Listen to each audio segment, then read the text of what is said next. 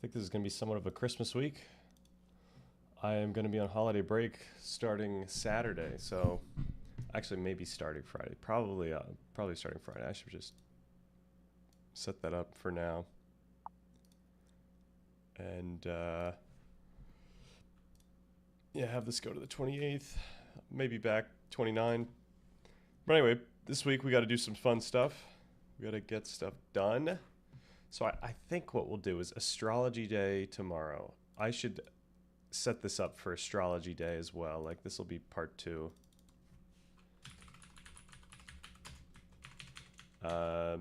Astrology P2. Then we've got organizing. And this might be taking recommendations. Chill. Taking recommendations.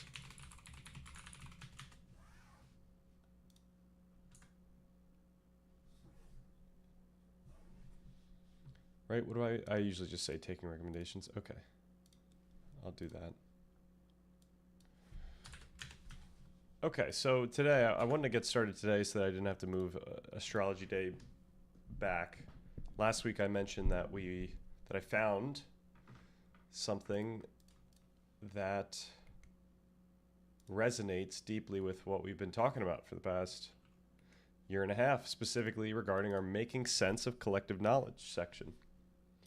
This epilogue major section that we have in part 1. So after talking about how we can understand our own experience and understanding, specifically how that relates to our felt sense of freedom in the world, and blah, blah, blah, blah, blah. We kind of look back to now, can we make sense of the idea of this collective knowledge that we seem to have? Like, how would all this stuff come about, given that so far the story that we've discussed is a very subjective, personal story about how each of our understandings both come to be, but continuously update and change in response to our experience and the world, our social encounters, etc. So, yeah, I was thinking we just kind of read through this today and have fun with it. So there's a bunch of, the way that this book is set up, this is the Routledge Handbook of Embodied Cognition, and it's separated in parts. So we're only concerned with the social one right now, but I've been reading some of these, and some of these are going to help us out earlier in part 1, and sometimes, in some cases, help us out in part 2. We got some Evan Thompson here. I think this talks about neurophenomenology, which is where I might have learned. No, I didn't learn it there, but it just kind of worked out that those were there together. Predictive processing coming up a bunch. Yeah, language was cool.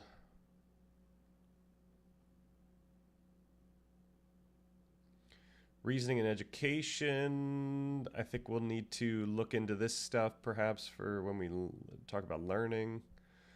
Virtual reality, I kind of just skipped ahead, I think. Okay, and then we get to social and moral cognition and emotion. I think mind shaping is the one that I'm pretty stoked about, but let's see what I highlighted here.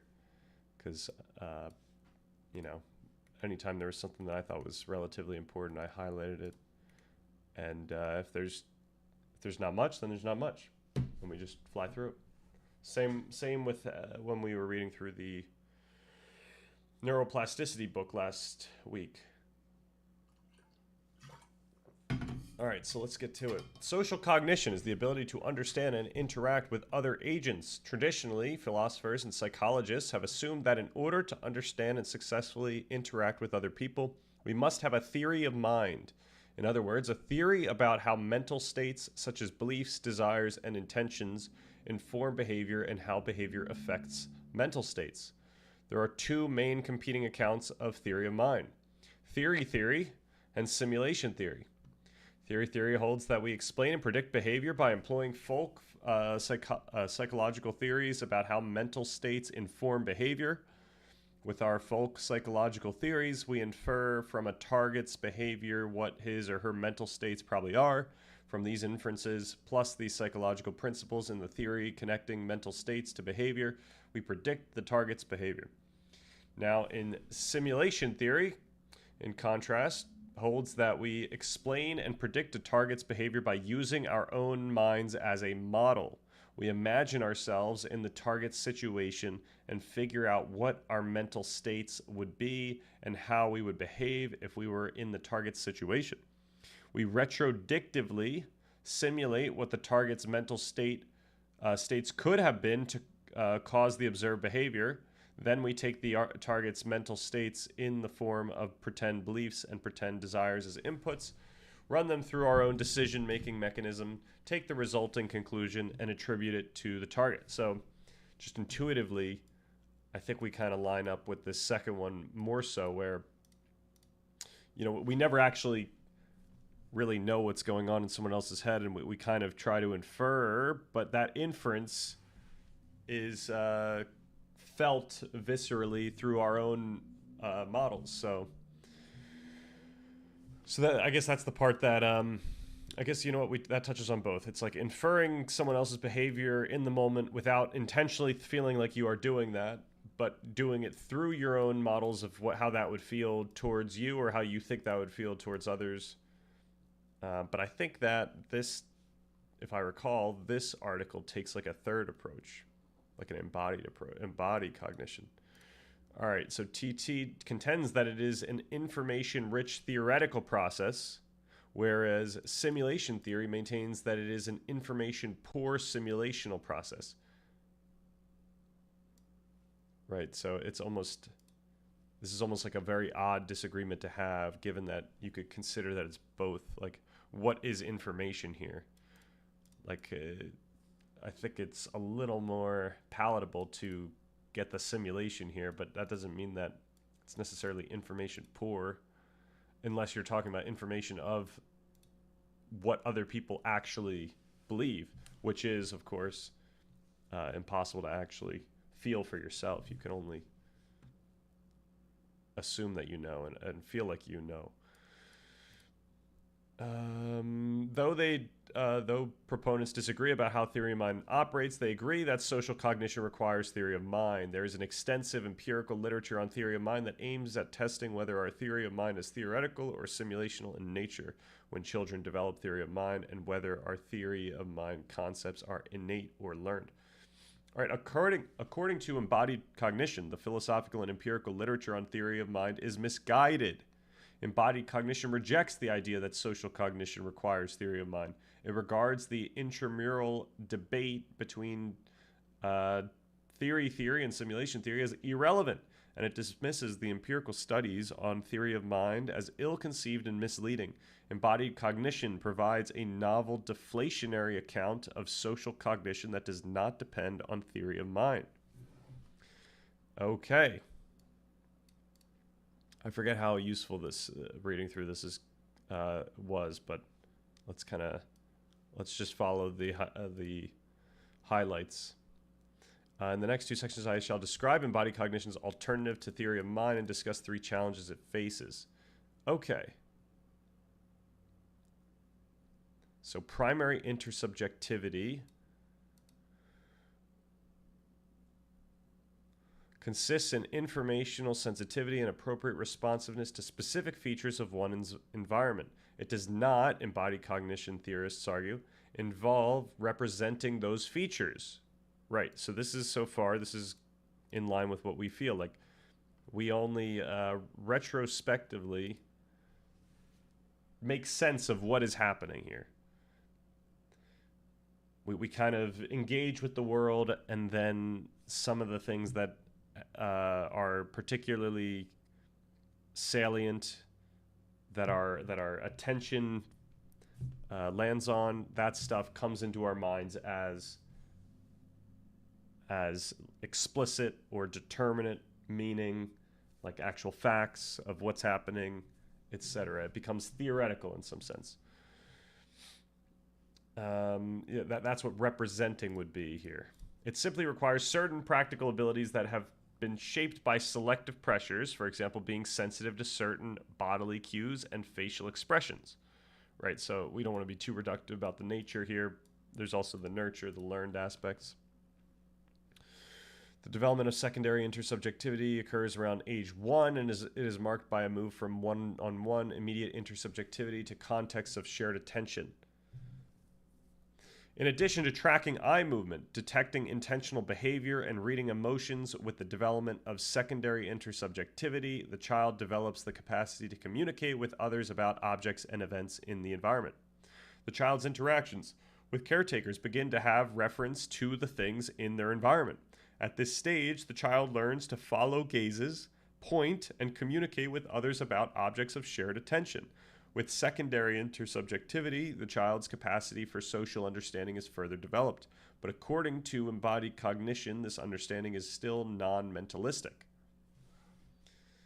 I see. Okay. Embodied cognition holds that these embodied intersubjective practices constitute our primary mode of social cognition.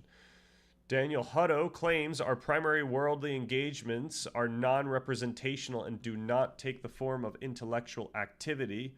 Theory of mind, it is argued, is a late developing, rarely used specialized skill. Okay, so theory of mind being like once we start cognizantly, or maybe not cognizant, but like once we start dealing with self-conscious reference of what we're doing, of what's happening while we're doing it. Like imagine at first it's all automatic behavior and then it becomes automatic behavior in conjunction with specific thoughts about what's going on. Theory of mind is argued as a late developing, rarely used specialized skill. The embodied practices constituted by primary and secondary intersubjectivity are developmentally fundamental.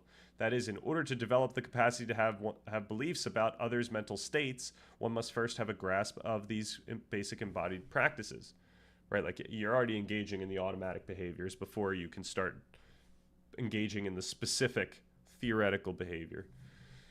Moreover, embodied intersubjectivity continues to be our principal mode of social interaction, even in adulthood. Even as adults, our ordinary social interactions consist primarily in being sensitive to others' embodied practices. Of course, as adults, we do have a capacity for more sophisticated social cognition. This is undeniable. However, according to embodied cognition, this capacity for more sophisticated social cognition does not involve theory of mind. As adults, our everyday social cognition consists only in these embodied practices and our knowledge of the social norms and behavioral scripts distinctive of our social environments. Right. So, I mean, I don't know if we would say that it's like rare, but usually as we're going about our day to day, we don't need to think specifically about what is going on in other people's minds. We kind of just operate with that. That said, that doesn't mean that we don't have those like glimpses of like that thought that perhaps we aren't cognizant that we have those thoughts, but they're a part of just the regulatory functioning of social engagement.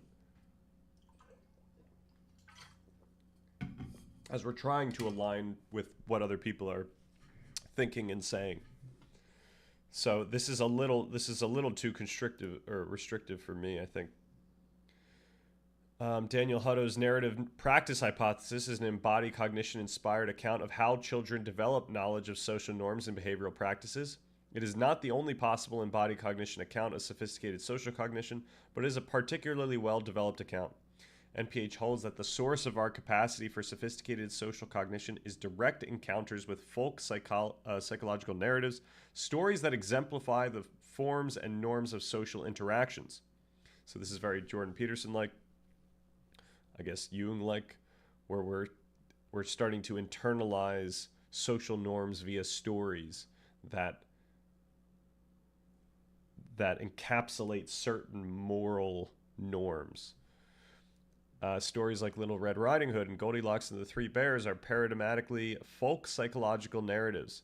The narratives provide exemplars of how agents act according to reasons in order to attain some goal. The child and her caretaker jointly attend to the narrative. and through guided interaction with a caretaker, the child becomes acquainted with forms and norms of acting for reasons.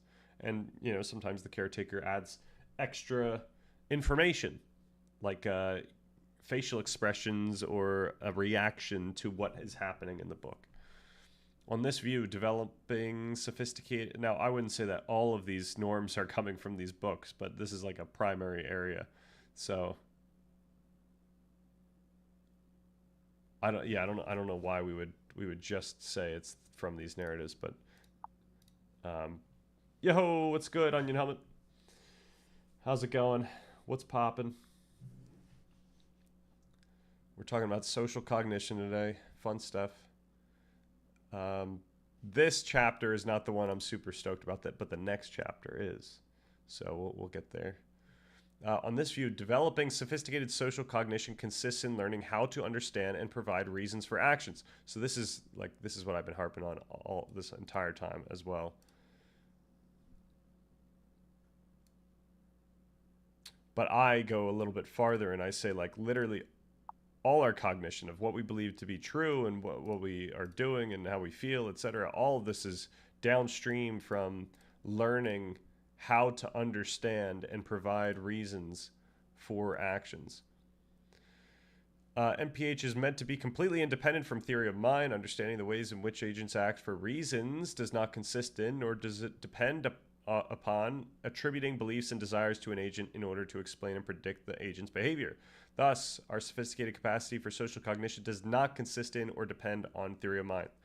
So they're saying that we don't actually have to think about what other people are thinking. And the question is, what would that mean? What is the what constitutes us actually thinking about it? Do we have to be cognizantly thinking about it, or can it be some automatic reflective process that we largely overlook all the time? Caught me unexpected there, Mr. Claus. Yeah, is there a way to mix Stan with a clause, like Stannis Claus? I'm not sure if that's a name. But yeah, I was thinking I'm not going to be streaming next week, so I might as well have this be like a Christmas Santa Claus. Even nicer. Even better. I think this will just be like Christmas week. I'll just wear a hat, We'll make it a small deal. All right, MPH holds that to be proficient in giving reasons for actions, children must first come to have and attribute propositional attitudes. They must learn how propositional attitudes, for example, beliefs, desires, and emotions, combine to form reasons for action. And through exposure to folk psychological narratives, they learn the norms of acting for reasons. Only after we master natural language and become proficient in understanding and providing folk psychological narratives can we learn what is now commonly referred to as mind reading. In other words, explaining and predicting behavior on the basis of attributed mental states. So the author is actually going to challenge this. So this is like the embodied cognition take, and the author's going to say there's a flaw in this, given what we know. But even then, mind reading is a rarely used specialized skill. This is when we're specifically considering what other people are thinking in the moment. Granted, I think it's still inappropriate to think about that as some special type of thinking that we would be aware of when it happens. I don't think we're aware of when we're doing stuff like that. We mind read only when our primary modes of social cognition break down. In other words, only when embodied practices are ambiguous and we cannot understand an agent's behavior in terms of familiar social norms and behavioral scripts. Another thing that might be going on here is natural language. This is putting too much emphasis on natural language separate from the language of communication that we get without words. There's so much of our language which is unspoken, it's subtle, and it allows us to engage socially without having to use words. Now, granted, words have helped us out. We could be a lot more precise. Stand off the red-nosed reindeer. Hell yeah. That sounds a bit sketchy. Yep, that does sound a little bit sketchy, but I feel like if you call anything you know, red nose now. Like, I don't even know if Rudolph would be kosher these days. Just to call someone out for their some trait they have, some physical trait. All right, because NPH holds that we develop our sophisticated social cognition skills by comprehending folk psychological narratives, it implies that children could not even be candidate mind readers until they master natural language, and that's a real problem. Oh man, what did I just do? Oh, there's no way to go back. Oh, that's a real bummer. All right, well, I didn't go that far down. But now I just did. Now I've lost it. All right, let's start at the top. And just go to the one that we're going to, which is this one. And then here.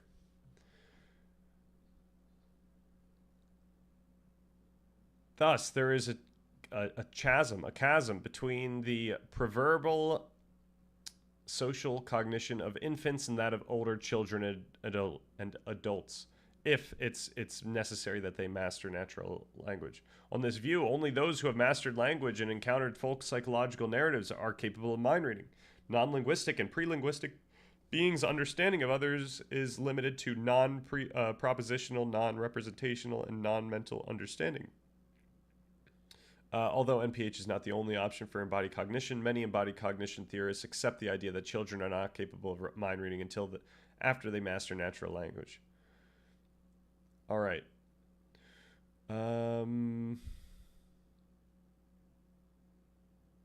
Okay, so it shows an example that gave them the sense that children get this ability at around 4 years of age. And it involved having like children understand something that's going on, and they found that the children would only understand it once they got to the age where they can leverage the language. Now, I think there were we'll probably get to it with the highlights, but there were issues with how complex that challenge was, and perhaps there was another variable with the children's cognitive abilities that gated whether or not they were able to solve it prior to a certain age. Embodied cognition theorists do not regard the standard false belief task as evidence that theory of mind is developmentally fundamental or our primary mode of social cognition. They argue that the experimental setup is not ecologically okay, so never mind. We went through an example that bolstered actually the previous theory of mind people. And so this is now the embodied cognitions or cognitivists are assaulting this one, and then the authors assault the embodied cognition. They argue that children must first master language and become proficient in understanding and providing folk psychological narratives. Only after these developments can children develop the ability to explain and predict behavior on the basis of propositional attitude ascriptions. Thus, despite the mistaken assumptions about the importance of the cognitive skills tested in the standard false belief task, the fact that children first pass this task around the same age that they master the forms and norms of folk psychological narratives is evidence for the developmental timeline suggested by embodied cognition. All right, but then there's challenges. Outdated developmental timeline. Okay, so this is where they might show some sort of research that has changed that view. I mean, all these things are from so long ago, though I'm not sure what's up with that. But all right, they interpret these results as showing that the 15-month-old infants expect the actor to search for the toy on the basis of her beliefs about the toy's location. So this is something where like the child has to observe something and determine where a toy ends up, or determine whether the other person knows where the toy ends up when the other person doesn't see it. When the actor does not search for the toy on the basis of her belief, the infant's expectations are violated, and they thus looked longer at those events. The scientists take this to be good evidence for the conclusion that 15-month-old infants already have mind-reading abilities. Okay, we might as well read that then. All right, they object to the standard false belief tasks, arguing that these tasks are computationally and linguistically too taxing for children younger than 4 years old. Right. That's what I was going for. The standard false belief task requires children to remember the details of the story, who saw what and when, to interpret adults' questions, and give appropriate responses to these questions. Many of these task demands are unrelated to theory of mind per se. Rather, the demands of the standard false belief task reveal performance of executive functions, for example, memory and response inhibition. In lieu of the standard measuring stick, they opt for a simplified, non-linguistic false belief task to measure theory of mind abilities of younger children. In their novel, non-linguistic false belief task, 15-month-old infants watch an actor put a toy watermelon slice in one of two adjacent boxes, a green box and a yellow box. Next, the toy is moved. In half the trials, the toy is moved halfway to the other box and then back to the original box. And in the other half of the trials, the toy is moved to the other box. For both of these conditions, the actor either does or does not see the movement of the toy. In one variation, she looks through an opening in the tops of the boxes, and in another variation, she does not. Using the violation of expectation method, the scientists found that 15-month-old infants looked longer in two cases. First, when the actor does not see that the toy's location has changed, but searches in the correct box anyway. And second, when the actor does see the toy being relocated, but the actor reaches into the incorrect box. So the scientists interpret these results as showing that the 15-month-old infants expect the actor to search for the toy on the basis of her belief about the toy's location. When the actor does not search for the toy on the basis of her belief, the infant's expectations are violated and they thus looked longer at those events. Now, to me, that seems like a crazy thing to just kind of assume, to interpret it that way, but I mean, it's not a bad hypothesis. But there is a lot of assumption going on there. The scientists take this to be good evidence for the conclusion that 15-month-old infants already have mind-reading abilities, and that the ability to mind-read in at least a rudimentary form is innate. So yeah, this whole chapter, I don't even know why it's important, but I thought it was just interesting. They were the first to use non-linguistic methods for testing false belief understanding. Since the publication of their article, numerous studies employing a variety of nonverbal testing methods, for example, anticipatory looking, violation of expectation, and active helping, have found evidence that pre-verbal infants are sensitive to others' intentions, perceptions, perspectives regarding objects, intentions in pretend scenarios, etc. So, yeah, if there's a bunch of other people replicating similar things, then that gives a lot more credence to it. It would make sense that kids would infants would pick up on stuff like that. For example, these other people found that 5-month-old infants expect agents to act according to their preferences, and they looked longer when agents act contrary to their exhibited preferences. Pretty neat. What mind reading have we mystical and shit up in here? Yeah, so when they're talking about mind reading, they're specifically talking about theory of mind, me thinking about what you're thinking about. We're wondering when children have some sort of ability to consider what other people are thinking. And they're finding that even 5 months old have some sense of what someone else at least prefers, some sense of someone else's intentionality, which I guess is an important topic. The question is whether or not these things are innate, and how you learn these types of things, and whether how theoretical is this. So the fact that you don't need to actually consciously think about it, chances are the kid's not actually thinking about those thoughts. It's kind of just acted out, but the fact that they know what they have some sense acted out is kind of significant. Oh yeah, that depends on the child. Some will get in the van, no problem. Jeez. Others will vehemently oppose it and start shouting. Pretty dark, but yeah, there's differences of the norms that kids pick up.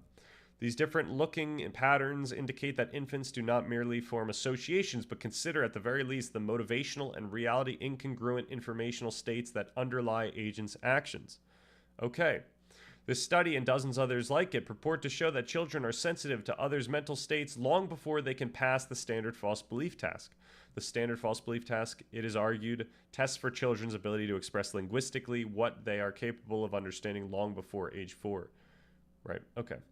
Accordingly, there is a vigorous debate about how to understand the results of these non-linguistic mind-reading tasks, as I had hoped there would be. Some argue that these studies show that infants understand false beliefs and perhaps already possess the belief concept. Embodied cognition is committed to the latter interpretation of these studies, thus inevitably arguing for a reinterpretation of the results of the studies in terms of behavioral rules and associations.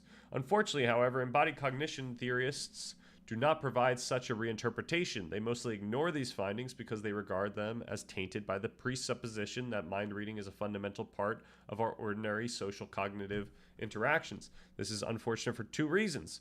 First, there's a growing body of evidence suggesting that infants really are capable of more than just non-mentalistic behavior reading. This body of evidence is growing in terms of the diversity of experimental paradigms employed and the number of studies finding that infants are sensitive to others' mental states. As these findings become more robust, explaining away these results in terms of ad hoc behavioral associations and rules becomes less appealing. These experimental results make the developmental timeline of the standard false belief test look much less plausible, which is bad news for the embodied cognition's account of social cognition. Second, although embodied cognition theorists may be right that these studies presuppose that mind reading is a fundamental part of our ordinary social interactions, this does not mean they should simply ignore these findings. Embodied cognition theorists ought to explain what they think really is happening in these studies and how we should understand the results. All right. Yo, sound off. What's good? Thank you. Thank you. It's a Christmas miracle. Yeah, I was thinking this will be just Christmas week, given that I'll probably be out the week of Christmas.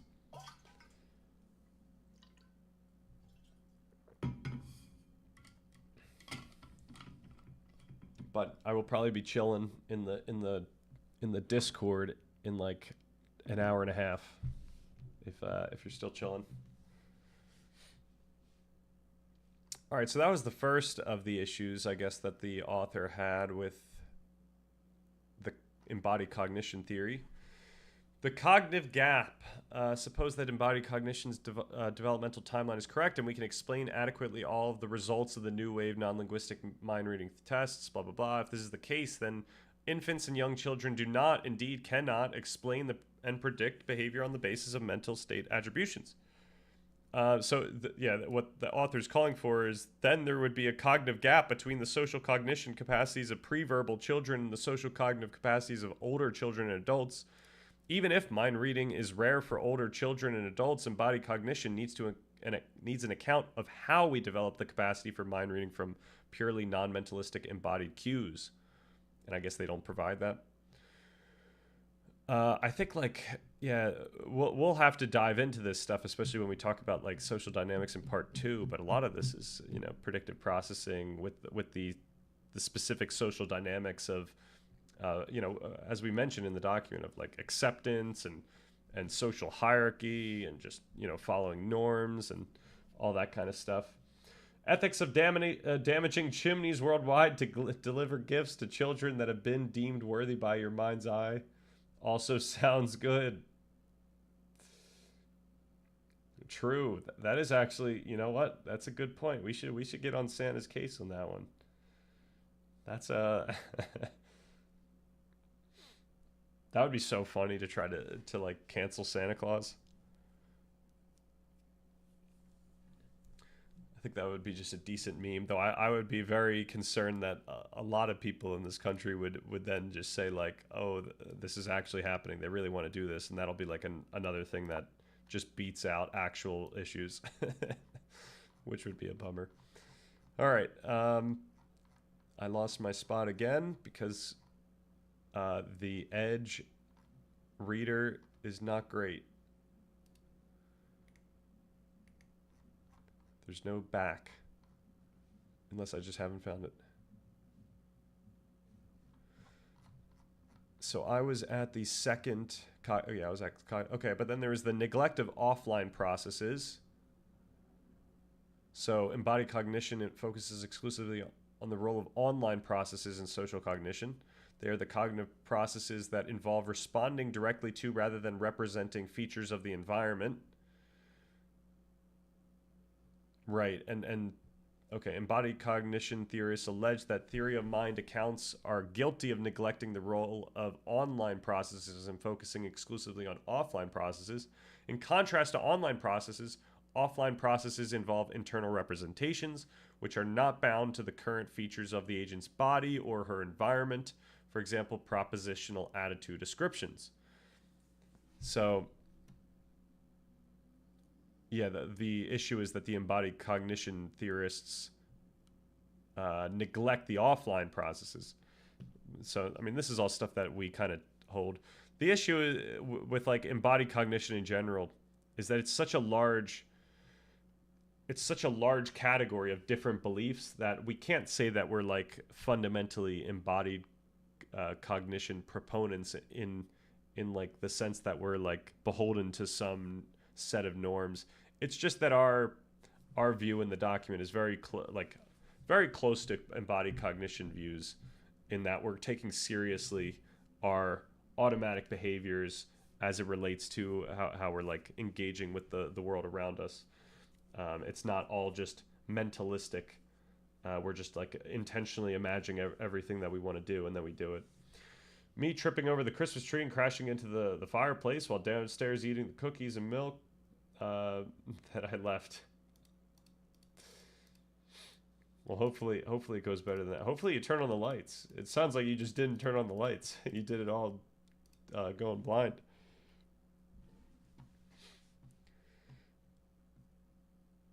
All right, of course, we employ both online and offline cognitive processes in our social interactions. Social cognition requires both responding directly to features of the environment and manipulating information that is absent from the environment and so has to be internally represented. Now, granted, the embodied cognition people might actually not agree with even the framing here, and they would argue that even the thinking about the environment or the perceiving of the environment is all some sort of online process where, you know, you're it's not like you're, you know, embodied cognition folks, especially the ecological side of this, like that camp, they see it that it's not like you're taking in information and filtering it and then like you're getting your thoughts. It's like what's coming in is already information, which is kind of, you know, it kind of lines up with the predictive processing perspective. It's like we're already predicting, and then we're getting hit with stimuli that's adjusting the prediction, but it's not like we're starting with the outside information and then we're filtering. It's that we're starting with the prediction, and then like what we believe to be happening is changing according to that, rather than us actually getting some like untouched raw information from the outside world. It's like we're always primed towards what we, you know, believe to be happening. Especially as adults.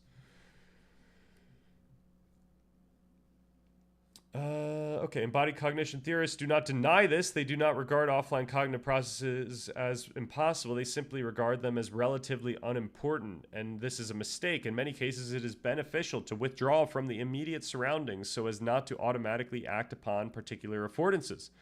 So yeah, I wouldn't want to think about offline and online processing in a different way. Like we are constantly engaging with our thoughts as just a similar embodied mechanism towards what we believe to be the world. And what we believe to be the world isn't just our physical space, but it is also our sense of where we are mentally, or you know, in some broader abstract sense. You know, I did always like when Jordan Peterson would make the example of like when something really anomalous happens in a space that you feel comfortable in, like you aren't in the same place anymore. And what he's trying to point out is that like how you feel about where you are has changed drastically. So, you know, obviously if you the crazy example would be if someone had broke in right now, then, I think I'm like comfortable inside my apartment, and, physically you could say that's where I am. But really, like, if someone's inside this house now, like, I am at a different place. Like, we're doing something different than I do 99% of my life. So I would not like that. But also, if I, you find out you just won the Powerball and you're in a different place right now, like, you could think of it in the same way. And yeah, it's just going to show that it's not like we just perceive like the physical world as like we're not perceiving the physical world as the physical world, the information, and that we're just like kind of stamping a little bit of meaning onto what the physical world is. As I point out in the document, when we go back to a childhood place, even though the physical structure of this place is exactly the same, in many cases it's usually slightly different, but imagine it's exactly the same. You still feel like it feels very different. You're coming in with a different perspective. So, all right. Moreover, the separation of online and offline processes is artificial. Okay, nice. An agent's online and offline processes interact to yield cognitive flexibility and autonomy from environmental stimulation, such that the agent becomes less dependent upon and gains new ways of relating to her environment and other agents in her environment. For example, when we perceive someone blushing, we may take into consideration what immediately happened that could have caused the blush, this person's recent history and personality and social knowledge about what causes people to blush. Inferring that the person is blushing because she is angry gives rise to different interaction than inferring that she is embarrassed, blah, blah, blah. Okay. Conclusion. Okay, we don't have to read that, but my own view, this is the author, is that embodied cognition has some distance to go before we can declare it the superior account. It is clear, however, that the debate about social cognition has benefited greatly from this clash of paradigms. All right, so then we get to the chapter I'm really stoked about. Not mind reading, but mind shaping. I don't know where they're coming up with these words, but it's they're just talking about how our understanding develops pretty much. There's something a little odd about this chapter, though, where the example they use, I guess, it makes sense. The example they use is very like high level, so they're talking about something that's very low level, and then they go into something high level, and it does happen to be about like some sort of like social justice stuff, which I'm very much fine with. The thing that's just like a little odd for this type of article is that you go to something so high level as that as like your example. But I think the author's just trying to make like a moral argument while doing this, which is fair enough. You might as well do that in something that's going to be seen widely. But I don't think that's like necessarily important for the actual discussion about mind shaping and embodied habits. All right, introduction. During processes of enculturation, human agents are molded by their social surroundings. So that now we're like, this is all talking our language here. Every single thing that comes from this is like what I've been harping on in this epilogue. And I was so stoked to actually finally read something that has this type of account, because I did not believe that I was just like coming up with something like this. I feel like this is very much obvious implications of science. So social justice stuff, bull curve guy walks into the room and it's chairs flying all over a bell curve guy. Oh, I see. Bell curve guy walks into a room and it's chairs flying all over the place. Yep. You'll see. It's very like chill stuff, not crazy, but it's it just seemed. It's not that it's the social justice stuff. It's the fact that you're going into a high level example that just seems like a little out of place. Existing practices are normatively structured, and partly by internalizing the rules and expectations associated with a particular socio-cultural setting, agents augment their basic capacities and engage in coordinated activity with others. So the big stuff here is, practices are normatively structured. The one thing that I hold is that in the document is that when we think about these like practices, these are also practices of how we speak and how we think. So you could think of thinking as similarly like an activity in this social setting. There was no need for that sentence to be that verbose. Oh, the one I just read. Well, this is the introduction, so they have to stuff everything into this thing. This is all they gave for the introduction, so that they're giving you everything they got. However, one of the dangers of enculturation is, but I guess you could just break up the sentence. However, one of the dangers of enculturation is that individuals will be molded in pernicious ways, often without even being self-reflectively aware of it. So you can go all the way to the, people are racist point with this, but in part 2, I want to be so like low level about this that like, what people find to be pernicious behavior is different for each person. But we can, let's have a discussion about habits, bad habits, addictions, etc. Like like someone might use the same amount of a substance as another person, and one of them might find an addiction and bad, and the other one might not. And who's to say who's actually right in there? And the point is, they're both right. Like that. It's not like there's the only person that really matters for is the person who believes it. So, that's why in part 2 we want to give tools for people to engage with their own scenarios and to determine what they would find to be good and bad behaviors or habits and how they can navigate those. But the idea still stands that we are always, and we're going to talk about this in the section on habits and social dynamics and stuff like that we can fall into enculturated, specifically like understandings, dispositions that we may otherwise find bad. And this sets us up for part 3 when we talk about morality and how it's really important what your social group thinks with regard to where you end up in believing what is true and what's not true. What's good and what's not good. I mean, both. But pernicious ways, new way to describe the most heinous stuff I say for trolling purposes. Yeah, like I want to just say pernicious ways is like, let's not think about pernicious ways as like something that's objective and absolute. Like, imagine just you believe that this is pernicious for yourself. There's a great deal of moralizing in this science paper, sir. Right. I mean, like, this is, I guess, more of a science paper than a philosophical one. I think we have the benefit of being more philosophically deep. We're staying ground level.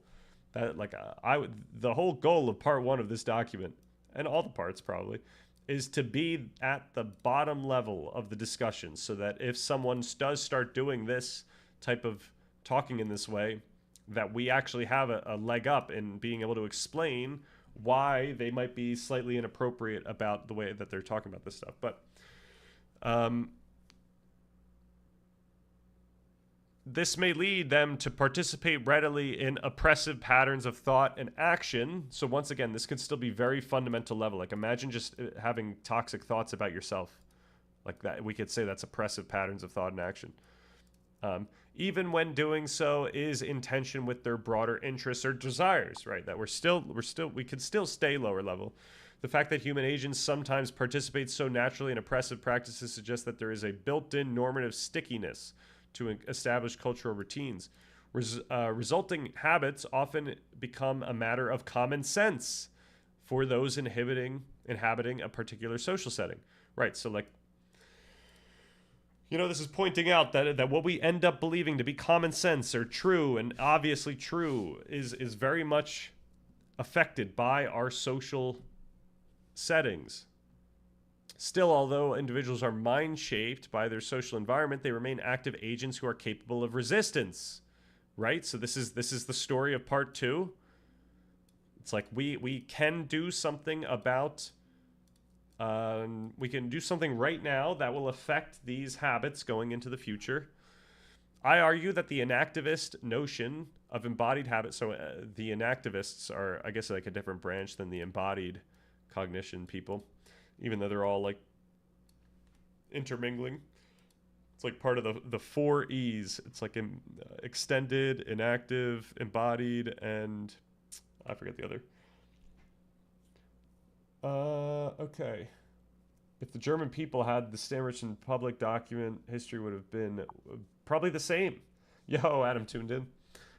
This stuff that we talk about with regard to how social settings affect what you believe and what you find to be moral, like that's very controversial, and I don't think people would eat that up in 1933. I think I would have. Not only would they have gone, it would have gone the same way, but I would have been killed along the way, perhaps unnecessarily. What is good, Adam? Tuned in. Welcome back. We're just talking about social cognition, quote unquote. For me, it's just how our understanding is shaped by our social settings. Here we go. This account sheds light on the way in which social influences are internalized and anchored in the body via the entrainment of brain and bodily dynamics, and why it is often difficult to change deeply ingrained habits. Now, this goes into it, but it doesn't really go into like the underlying physiology of why it's difficult to change deeply ingrained habits. In addition, it helps to reveal how mind shaping has the potential to be both empowering and destructive.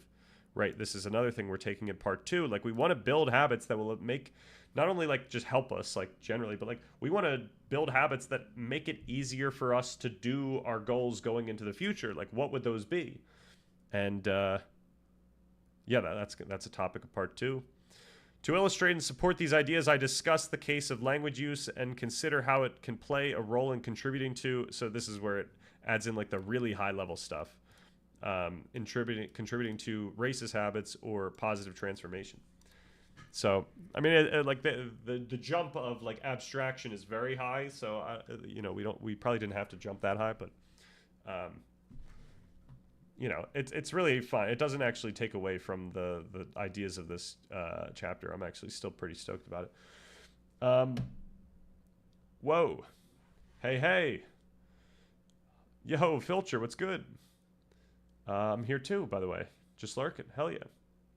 Well, hopefully this stuff is interesting to lurk to. All right, an activist account of embodied habits. While standard approaches in cognitive science conceptualize cognition as individually realized and hold that explanation and prediction are our central modes of social cognition, enactivism emphasizes, we got Thompson in here, and Varela, emphasizes that cognition is fundamentally relational and environmentally situated. To regulate themselves and preserve their identity, living organisms need to exchange matter and energy with their environment and respond selectively to resources or danger. To accomplish this, they do not passively form an internal representation of things in a pre-given world, but instead actively bring forth, in other words, enact, a unique cognitive domain. By way of sense-making, quote-unquote, living agents gauge what counts as a useful resource or a threat, depending on their bodily structure, needs, and the way that they are coupled with their surroundings. So this is just, hammering home how like visceral social dynamics are in the trajectory of our understanding. And I mean, they're highlighting that social aspect, but they're not going as deep as we do, even in the document, where we implicitly and in some points explicitly ground this stuff in the specific brain dynamics that affect change in the brain. Like we've already discussed neuroplasticity and how specifically emotions are what allows the brain to update in certain ways. So when we talk about social dynamics specifically, we point out how emotionally salient our social dynamics are, whether that is you know, collaborative social engagements or hierarchical social engagements where we're, you know, we're trying to look good in front of someone else, or, you know, all that stuff. Um, The joy of collaborative success might trigger a surge of dopamine, reinforcing the behaviors that led to it. The anxiety of social evaluation could heighten norepinephrine, sharpening our attention to potential threats or vital feedback. And the comfort of a supportive presence can release oxytocin, buffering stress and fostering a sense of safety. It becomes clear then that our social environment is a constant source of the very emotional states that, as we've seen, gate neuroplasticity. So at the bottom level here, which I don't think this chapter even touches on, that's what's happening. Like that's what's happening in our brain. That explains why we're actually changing what we believe to be true about the world in response to our social dynamics. But that said, this still covers this stuff at a fun, accessible level of abstraction. It is nice. How does this explain that one guy who is the exact opposite of his social environment?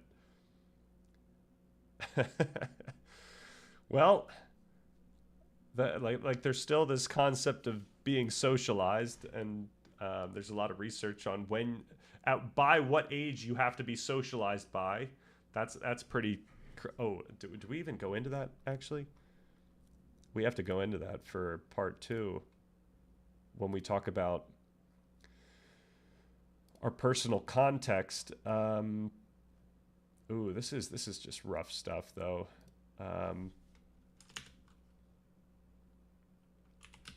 We might need to talk about when certain... Actually, we do talk about socialization in part 1, but now we can really... Yeah, I don't know when we need to bring this up, or if it's even necessary for us to bring it up. It's kind of bleak. It's like if you're not socialized by a certain age, then like you're kind of screwed.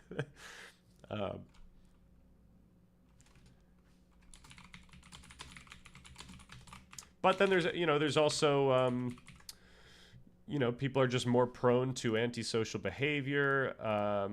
There's also just the fact that some people have specific differences in cognition and whatnot, or I forget what the neurodivergence that might affect you, how like social you are and whatnot. You know, you can imagine that people have just like EQs, and yeah. You know, the way to explain the one guy who's the exact opposite of his social environment would be by looking at their history and their genetics. Like that's how you explain all these things. Every time I see the bullet points, I am reminded of the Reddit comment, "He needs an editor." Well, I am the editor, and we have to edit all this at some point. It's all literally in the section called unorganized. That's not to say that the organized stuff isn't also just a bunch of bullet points, but if we have extra time today, I also have spent a good amount of time making an outline for this. I guess this is it's the first section after the prologue of part 2, where we actually talk about the personal context. But I made some moves, and I think I'm cooking with it. We'll see. All right, Adam tuned in. Seems like a naturalistic view of folk psychology, counter to a common view that theory of mind, where like a person does something because they represent the world, holding beliefs about the world and acting on those ideas to reach a goal and succeed at that goal, rather than cognitive psychology would put it where they think the environment is the reason and cause for why something did something. Did you just come up with that?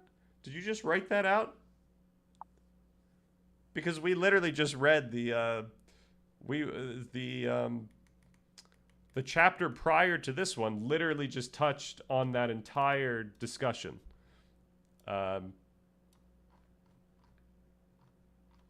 Yeah, the chapter prior discussed embodied cognition and theory of mind. It pointed out the original like theory of mind theories, the main ones, and then it pointed out how embodied cognition differs from that. And it talked about embodied social cognition. Oh, I did it again.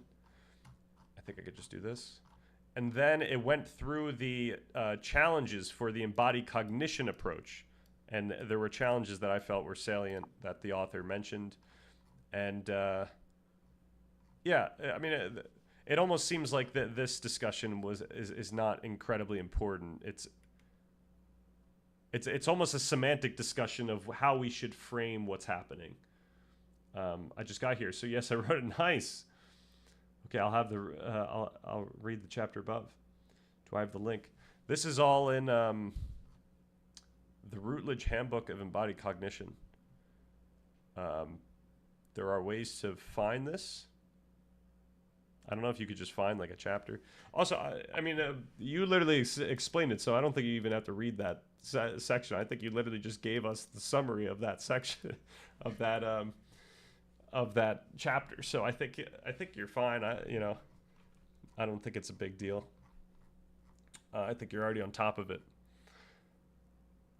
That being said, if you were like pretty like bought into the embodied cognition approach, then it would be useful to read that, because the author does give some apt challenges to it. Yo, Dharmadam, what's good? The rich fam, hell yeah. Rich in spirit, not in wealth. All right, here we go. Back to mind shaping.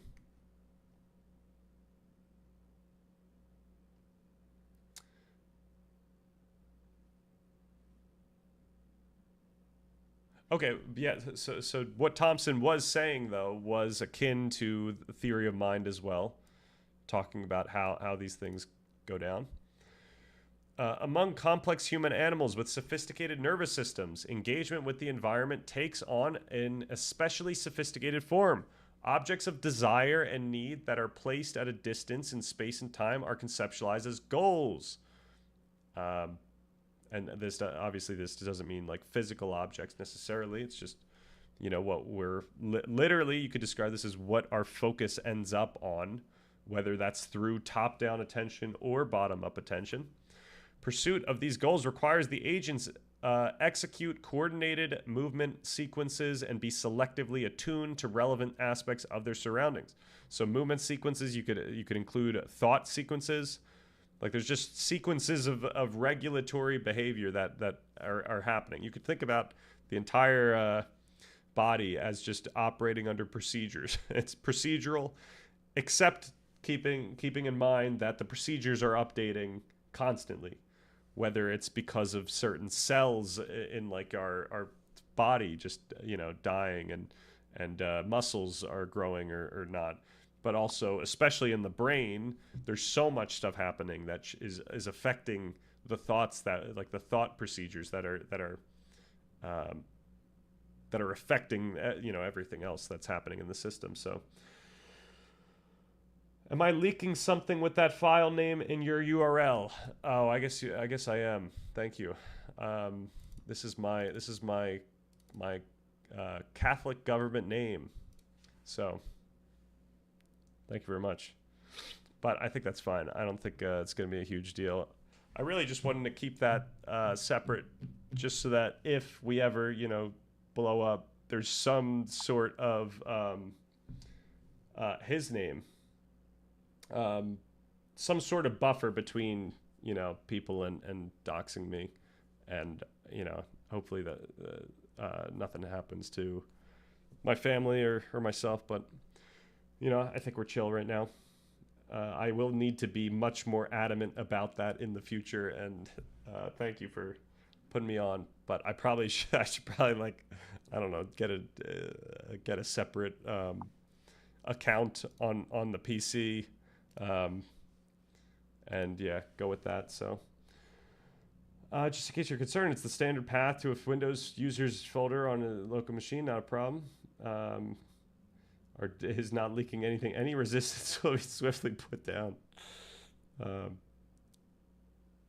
right. All right. Where were we at? What counts as relevant? I think so. Pursuit of these goals requires the agent execute coordinated movement sequences and be selectively attuned to the relevant aspects of their surroundings. What counts as relevant and significant for human agents is not merely a matter of survival and self-maintenance, but also a matter of faring well in a specific socio-cultural context. Now, granted, the reason why would, of course, still be because of like survival and self-maintenance in like an evolutionary discussion. Like, I think we talk about it in like pretty aptly in part 1, where in the epilogue, I read this somewhat recently, so we don't have to read through a ton of it. But we're, you know, when we start thinking about the foundation of shared meaning, like how we both understand things about the world that seem like, it seems that we both understand that this is a pen. I should say that we all understand. Scroll up a bit. You missed the question. What was the question? Oh.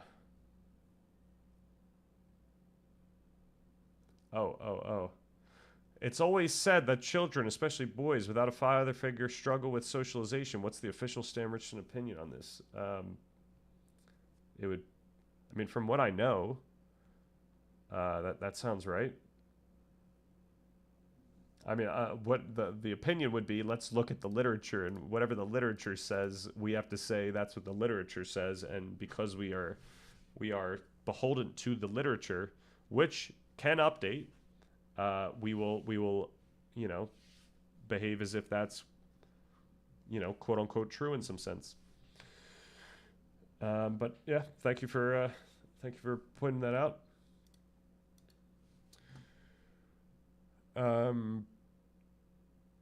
Yeah. I mean, there's all kinds of crazy stuff regarding like single parenting.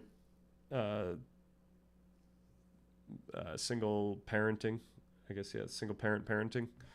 That's really, you know, worth knowing if you want to be a single parent.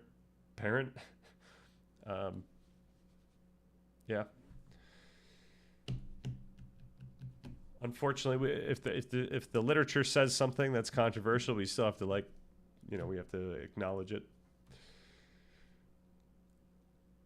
But we always have to just be careful about the implications of things that are controversial. Like, we don't want to do something inappropriate.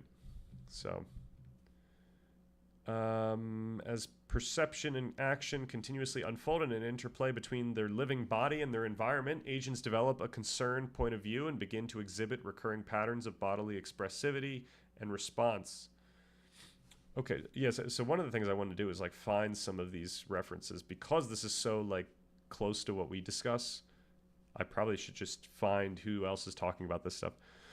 But yeah, when we talk about shared meaning and these shared, you know, sociocultural contexts, we do have to do that through an evolutionary lens in the most fundamental way. To understand how we arrived at the complex shared worlds we inhabit today, we must begin our story not with human history, but with the deep history of life itself. The capacity for shared meaning is not a recent invention, but the culmination of a multi-billion-year evolutionary journey. By retrospectively applying the principles of our framework speculatively through time, we can trace the emergence of the very architecture that makes our reality possible. The story begins with the most fundamental principle of life. An organism exists in a constant feedback loop with its environment. For the simplest life forms, this is a basic stimulus response system where an internal state changes in response to the world, leading to a behavior. As we've previously outlined, a major evolutionary leap occurred with the development of complex nervous systems and eventually a limbic system. This introduced a new powerful layer to the internal state, affective embodied experience. The stimulus response loop was now mediated by feelings like fear, pleasure, or pain, marking the dawn of a recognizable subjective experience. We can see the intuitive origins of predictive processing as the brain evolves from a simple reactor to a sophisticated predictor, guided by the felt quality of its experience.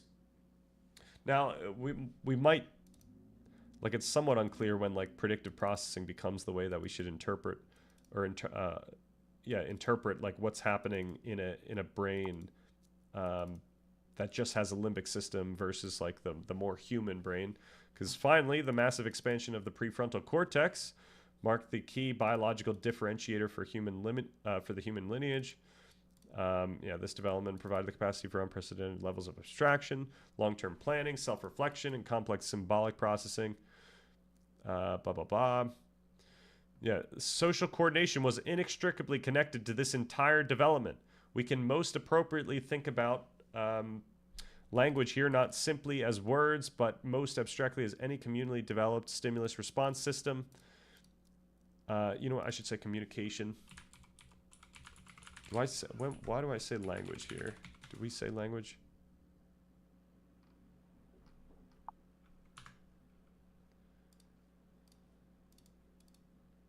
But most abstractly is any communally developed stimulus response system, chemical, audio, visual, etc., that allowed communication among organisms. So just facial expressions, how we move our bodies, this is all communicative. And you know, if you were to argue that you need words in order to show some sense of intentionality, one, we just kind of discovered we talked about how that wasn't the case in the previous chapter. But yeah, we're operating in a very like automatic way, and yeah, we could still predict without like a language. All right. Incredible. The holy literature. The holy literature. Yeah, it is. It is holy in some sense. What's holy is the scientific method, and the scientific method. Oh, actually, yeah, it's like scientific method and logic, and like the implications of both of those, and history. Like, you know what? It's we're kind of like, we have to presuppose a good amount, but we, at least within the very things that we're presupposing, we can justify those very presuppositions. I know that's a very odd thing to do.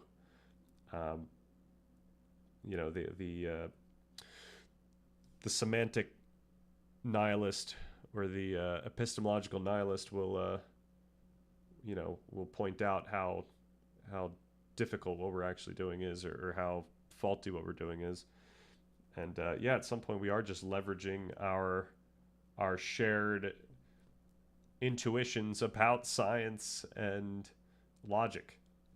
You know, it's being held up by culture.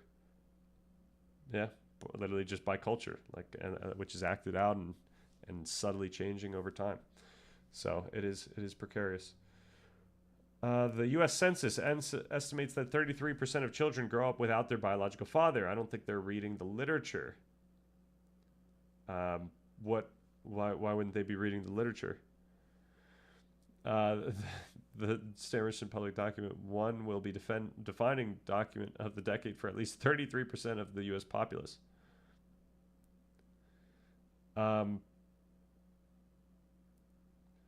Okay, let me try to connect these dots, these implication dots. I think you're implying that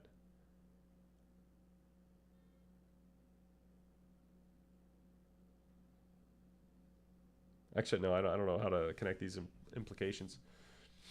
But yeah, the thing you said previously about boys without a father figure struggle with socialization. I mean, we probably know some sort of probability or something like that. We probably know some distribution.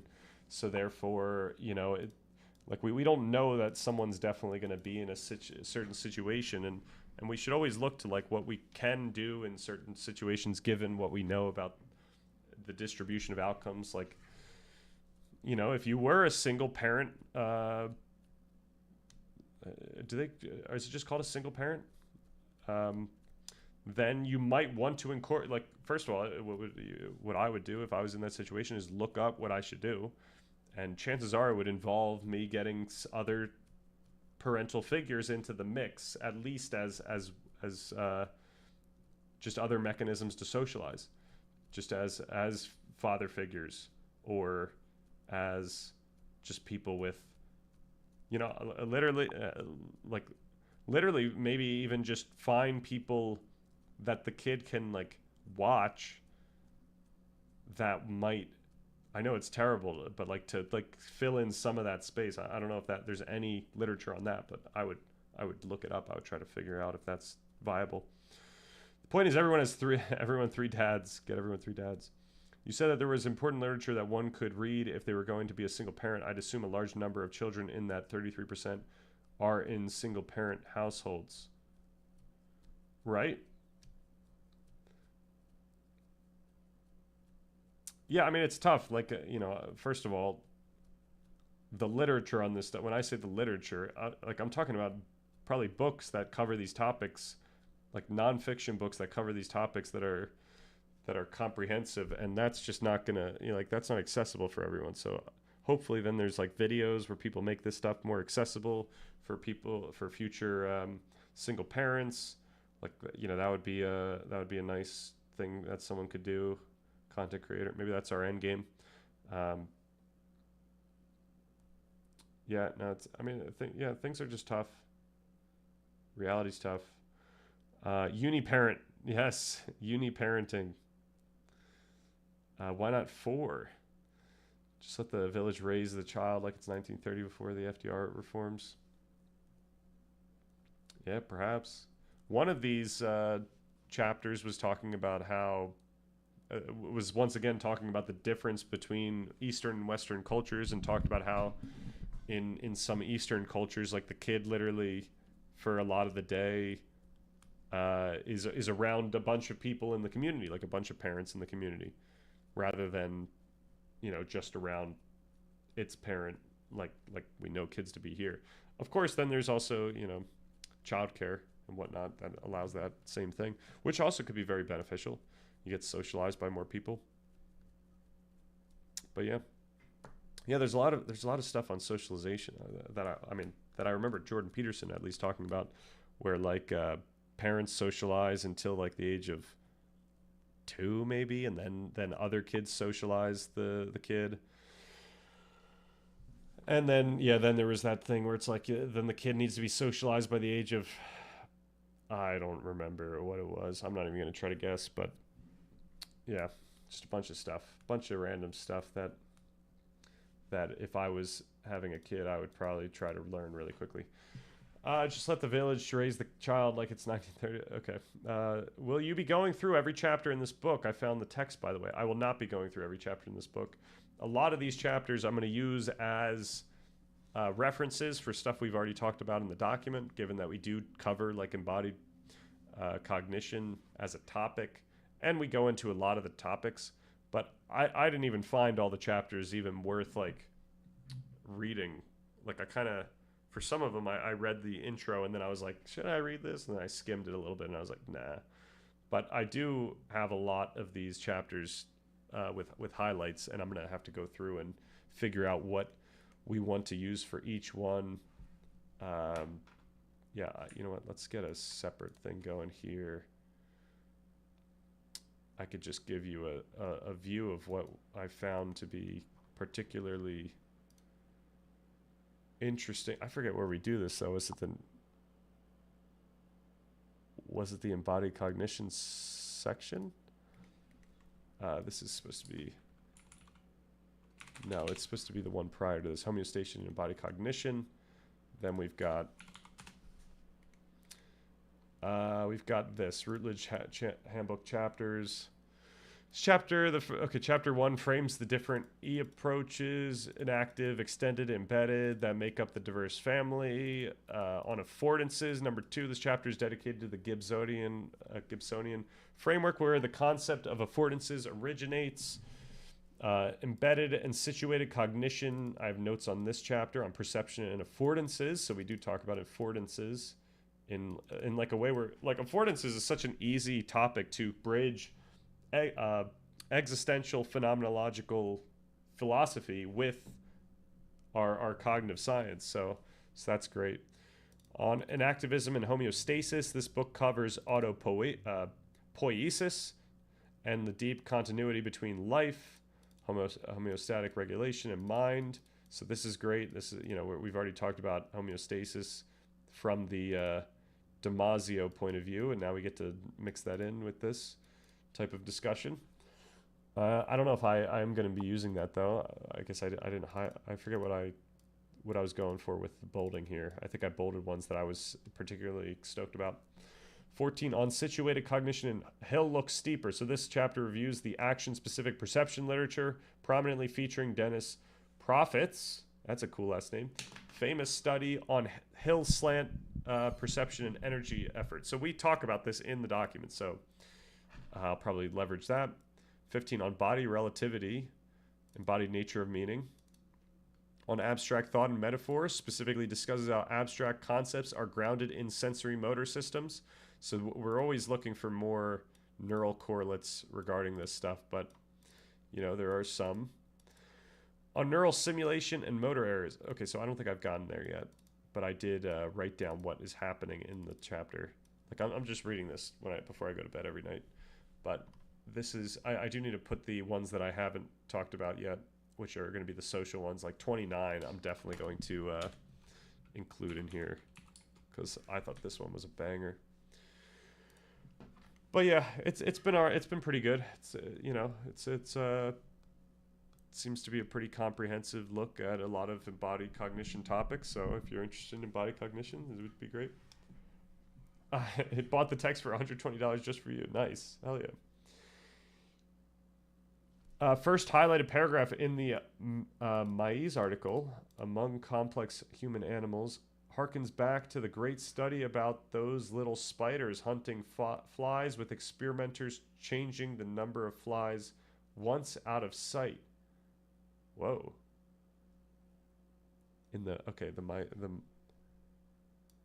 Oh, this is like literally this article? This one? I did watch the Game Awards. Didn't we cover that here, or did I see it elsewhere? Sure, I saw a video about that here. About those little spiders hunting flies with experimenters changing the number of flies once out of sight. I don't remember that, but maybe we did do it. What was the point, or like what was the takeaway? Because maybe I just forget the details, but I would remember the conclusion.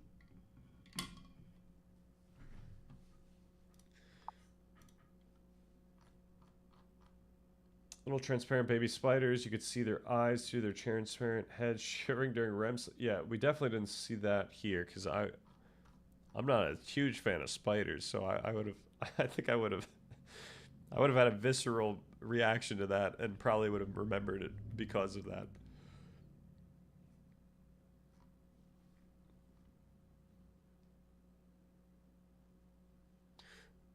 All right. Do we want to go farther into this? Oh, okay. I mean, I do like this paragraph because this really just sets us up, and then we could be yeah, both of these. Yeah. We can understand the coevolution of our biology and our culture through the lens of the Baldwin effect, which states that learned behaviors can influence the direction of evolution. At the group level, this process describes a powerful social feedback loop. When a group develops a more effective culture, one that allows for better coordinating and hunting, more precise warnings, or stronger social bonds, that group as a whole gains a significant survival advantage. This very success creates a new selective pressure within the group. Individuals whose genetic disposition makes them slightly better at learning, processing, and contributing to this newly effective cultural system are more likely to thrive and reproduce. Over generations, our biology adapted to our increasingly effective culture, and our culture co-evolved with our biology. And then, once again, it is crucial to highlight that at every step of the way, this development was still grounded in the personal biological mechanisms of the organism. The primitive brain's drive for survival provided the fundamental behaviors of approach and avoidance within the social context. The limbic system then layered these behaviors with profound affective meaning, making social inclusion feel like a rewarding pleasure and exclusion feel like a painful threat, thus providing the emotional engine for cooperation. Finally, the prefrontal cortex provided the capacity to model these complex social realities, to understand abstract norms, and to wield the new tool of explicit structured language to navigate this intricate web of relationships. Culture did not replace biology, it grew from it and was continuously shaped by the felt subjective experience of every individual within the group. And then and then I discussed, like, given the fact that this is all changes happening in individuals, we have to consider how we get some sort of shared meaning, and then through dialogue, corrective feedback, imitation, and simply observing the consequences of others' actions, we collaboratively refine and clarify meanings. Much of this happens unconsciously as we are conditioned by the group and absorb the behaviors and implicit understandings of our community through a constant process of social learning. Over time, this leads not to identical internal worlds, but to the emergence of pragmatically similar understandings, functionally sufficient for successful interaction by maintaining social coherence and avoiding the painful emotions of failure and misunderstanding. So yeah, that's the story we tell, and that's, I think, kind of the story that's going on here. So although a focus on computations and information processing has become central to much contemporary research in philosophy of mind and cognitive science, these two people note that there is a long history of thought which emphasizes that the mind is made out of habits and by habit. Aristotle, Dewey, and Merleau-Ponty, for example, all characterize habit as a situation-sensitive, flexible ability to engage with the world that allows agents to act intelligently. So what we have to talk about in part 2 is how we can think about the thought process that we have as habits, as habitual. And this is obvious in certain facets of cognitive science, such as anxiety, where we see that like certain thought loops literally create this persistent anxious state.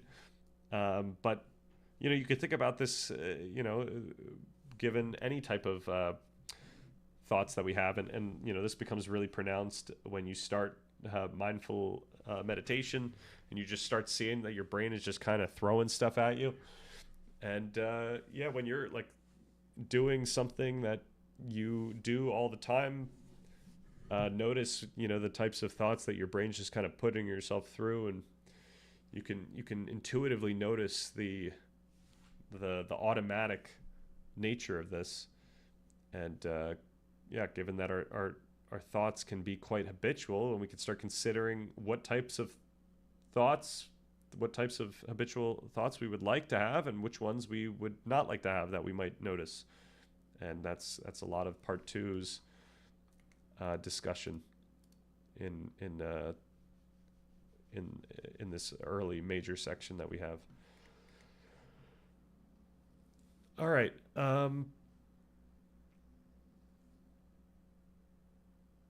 Building on these ideas, and activist theorists maintain that cognition involves the adaptive preservation of a dynamical network of autonomous sensory motor structures sustained by continuous interactions with the environment. Repeated enactments of a movement sequence reinforce a particular configuration of brain and bodily dynamics and result in ingrained patterns that are self-sustaining and self-reinforcing. The more frequently a pattern of behavior is performed, the more likely it will be repeated in the future. So we will need to discuss all the things that contribute to how we build habits, and then obviously we have to talk about how we break habits. But yeah, it seems like we learned this from the neuroplasticity book as well as here, that frequent, even shorter frequent activations of these patterns is more effective for learning and building habit than like even the same length, just fewer times. So imagine you do something 10 minutes every day of the week, or 70 minutes one day of the week, and the 10 days every day would be significantly more effective at building the habit. Here we go. Do I think that Expedition 33 deserved their awards? I think they deserved some of their awards. I don't think they deserved some of their other awards. Like the independent, so it depends what I mean by what do I think they deserved it.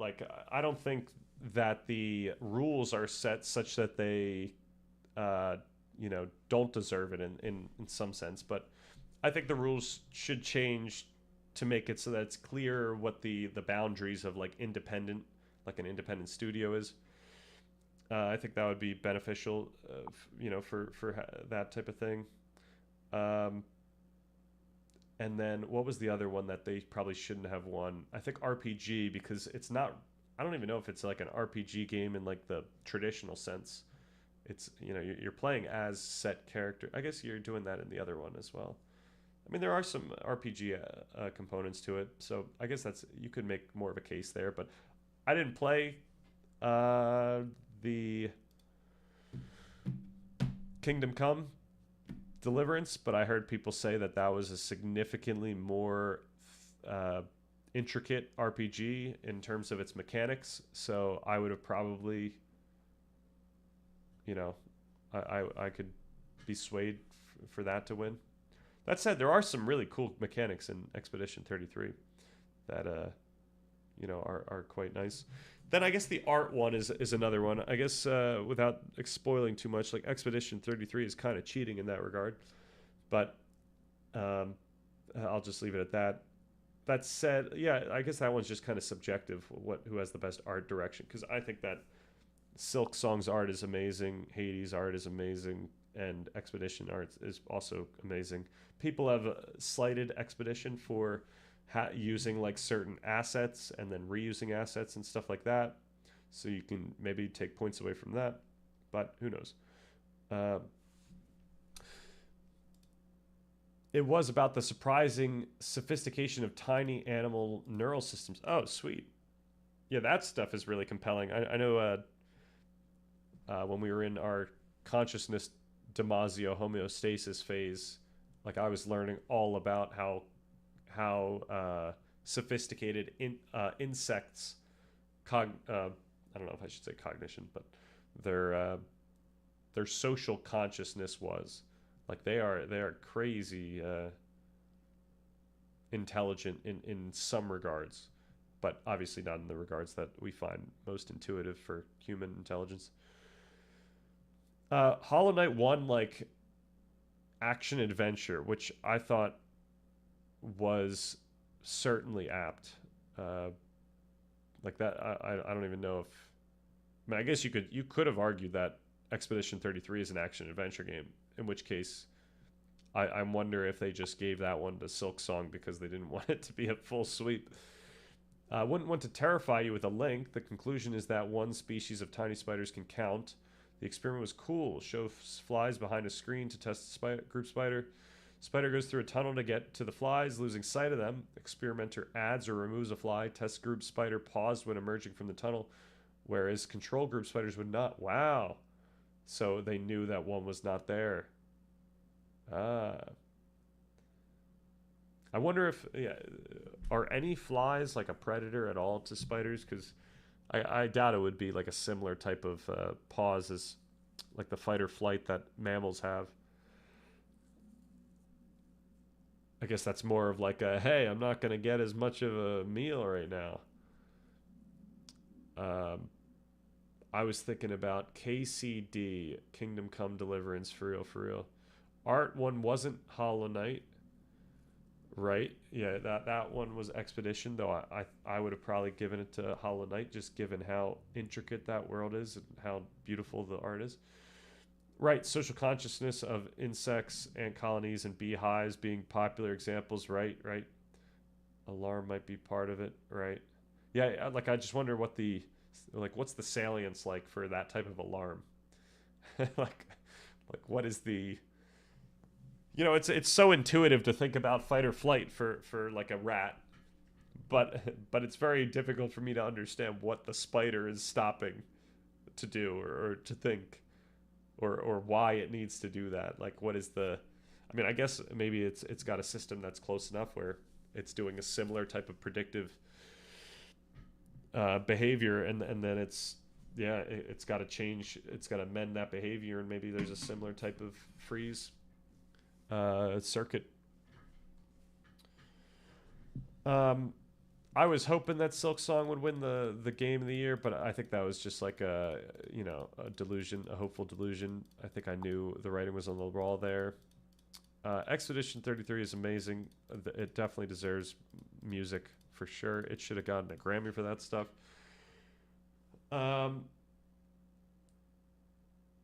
Yeah, but yeah, I do think that it, you know, it seemed to upset a lot of people because it won more awards than perhaps it should have.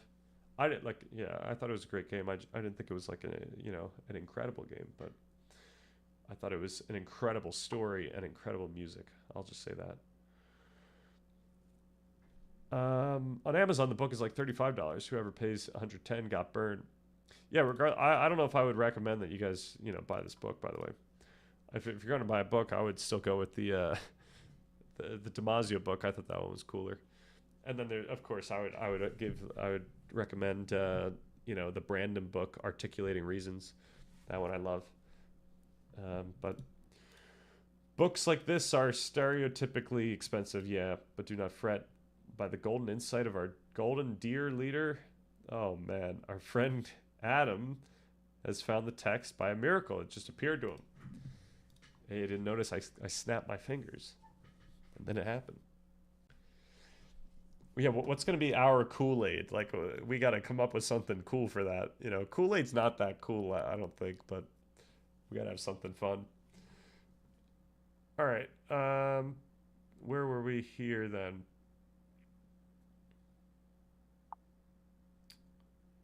Yeah, building habits of thought, building habits of understanding.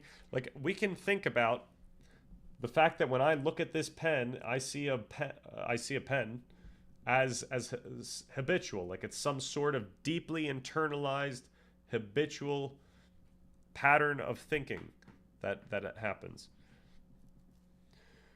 All right, however, ingrained does not mean completely inflexible. And activists have been careful to emphasize that habits should not be viewed as unconscious mechanical stimulus response patterns.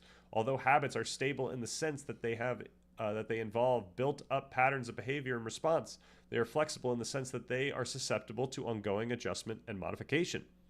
That brings us back to our neuroplasticity discussion. Different patterns of movement and response are often enacted together so that they form bundles of habits.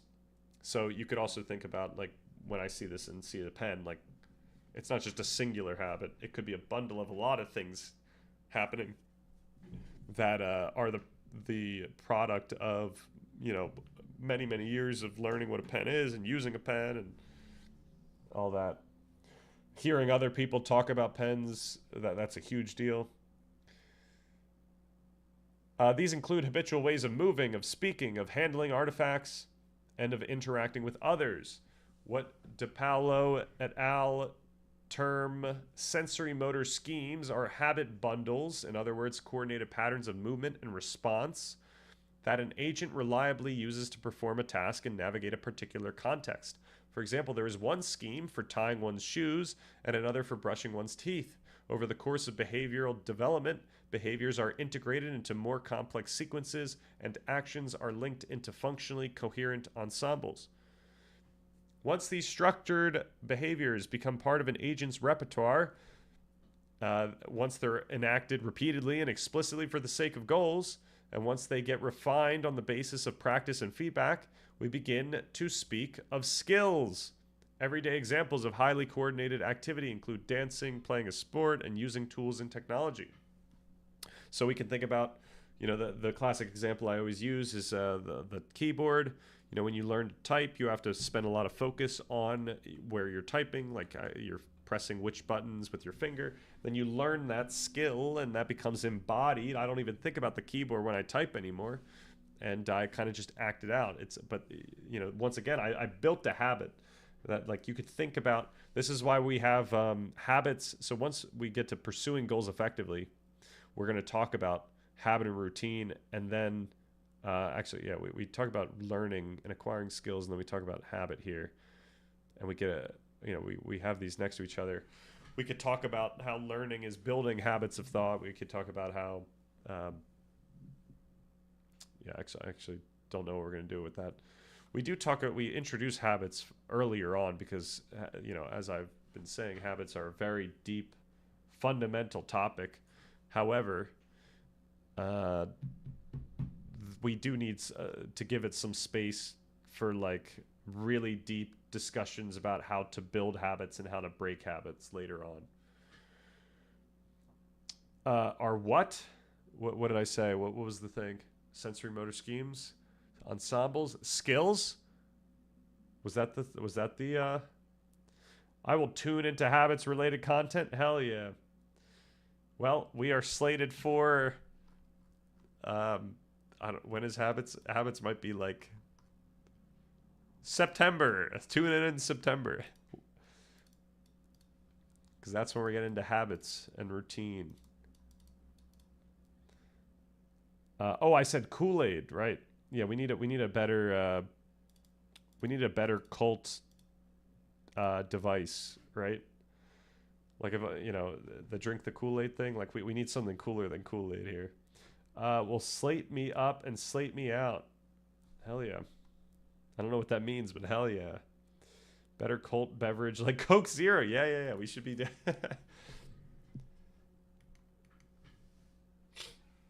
Yeah, they probably didn't even know what Coke Zero was at the time. Like they weren't even equipped. I can't believe I've already been following the stream for 4 years. Well, that's not true, but I'll allow it. The ambrosia of the gods. Very nice. Okay.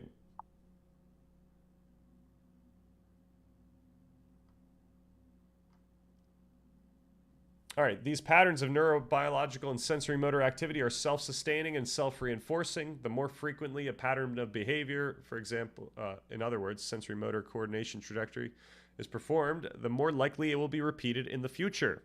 Sensory motor schemes are also are precarious. The muscular dispositions and neural connectivity patterns that support them become unstable if they are not exercised frequently enough. Right, we discussed that some connections just kind of die away, and also via synaptic pruning, which we talked about last week. Some cells are going around there eating synapses, literally, when they're unused. Our brain literally gets rid of old connections that aren't being used so that new connections can form.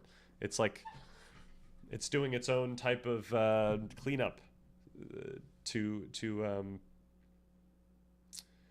optimize its learning trajectories.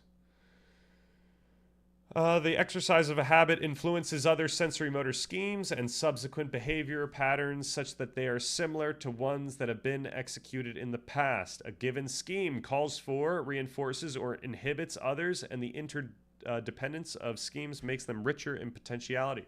What emerges is a self-sustaining behavioral life form that integrates brain, body, and sensory motor dynamics and allows for new forms of coordinated activity that were not possible before. All right, here we go. Everything that's blue is I deem to be more important than yellow. So what did I do? While much theorizing about habits has focused on movement patterns, it is important to acknowledge that habits are also embodied in coordinated patterns of attention. Just as sensory motor patterns are reinforced through repetition, what subjects focus on is modulated by what they have paid attention to in the past. Habits of mind encompass schemas for interacting with and interpreting one's surroundings and include, for example, a tendency to notice some considerations while ignoring others, and to trust some sources of evidence while remaining suspicious of others. Habits of mind arise in conjunction with habitual movement patterns via the development and self-maintenance of coherent neurobiological configurations and built-up patterns of bodily attunement. So we can think about the architecture of the brain, how there's parts in our brain that are specifically or primarily associated with autonomic behaviors, with body movement and all that, the stuff that needs to happen for me to do this with my hands, for me to do this with my hands, and then there's the parts that we know that are dealing with like the thoughts that we're having, the more abstract thoughts that we're having, and the cool thing is it's not like when the brain evolved, it's not like one of the old models was that there were like literal layers of the brain, like the oldest were on the bottom and then the next layer and then the neocortical layer on the top. That way of thinking about these things has been outdated because there's so many connections between these layers. So we can think about these layers like functionally, but they're not like physically disconnected. Like they are very much closely intertwined. So you could see that, you know, the idea of fire together, wire together, which we discussed last week with neuroplasticity, like that can involve thoughts and actions at the same time, and you can get these very sophisticated coordinated habits, these composite habits. Their formation involves a dynamic network of brain and bodily processes, including the musculoskeletal system, metabolic systems, the endocrine system, and the cardiovascular system. These interdependent, self-stabilizing patterns of behavior and attention vary depending on context and what sort of activity is unfolding. Particular sets of habit will be regularly displayed by an agent depending on his current activities and context.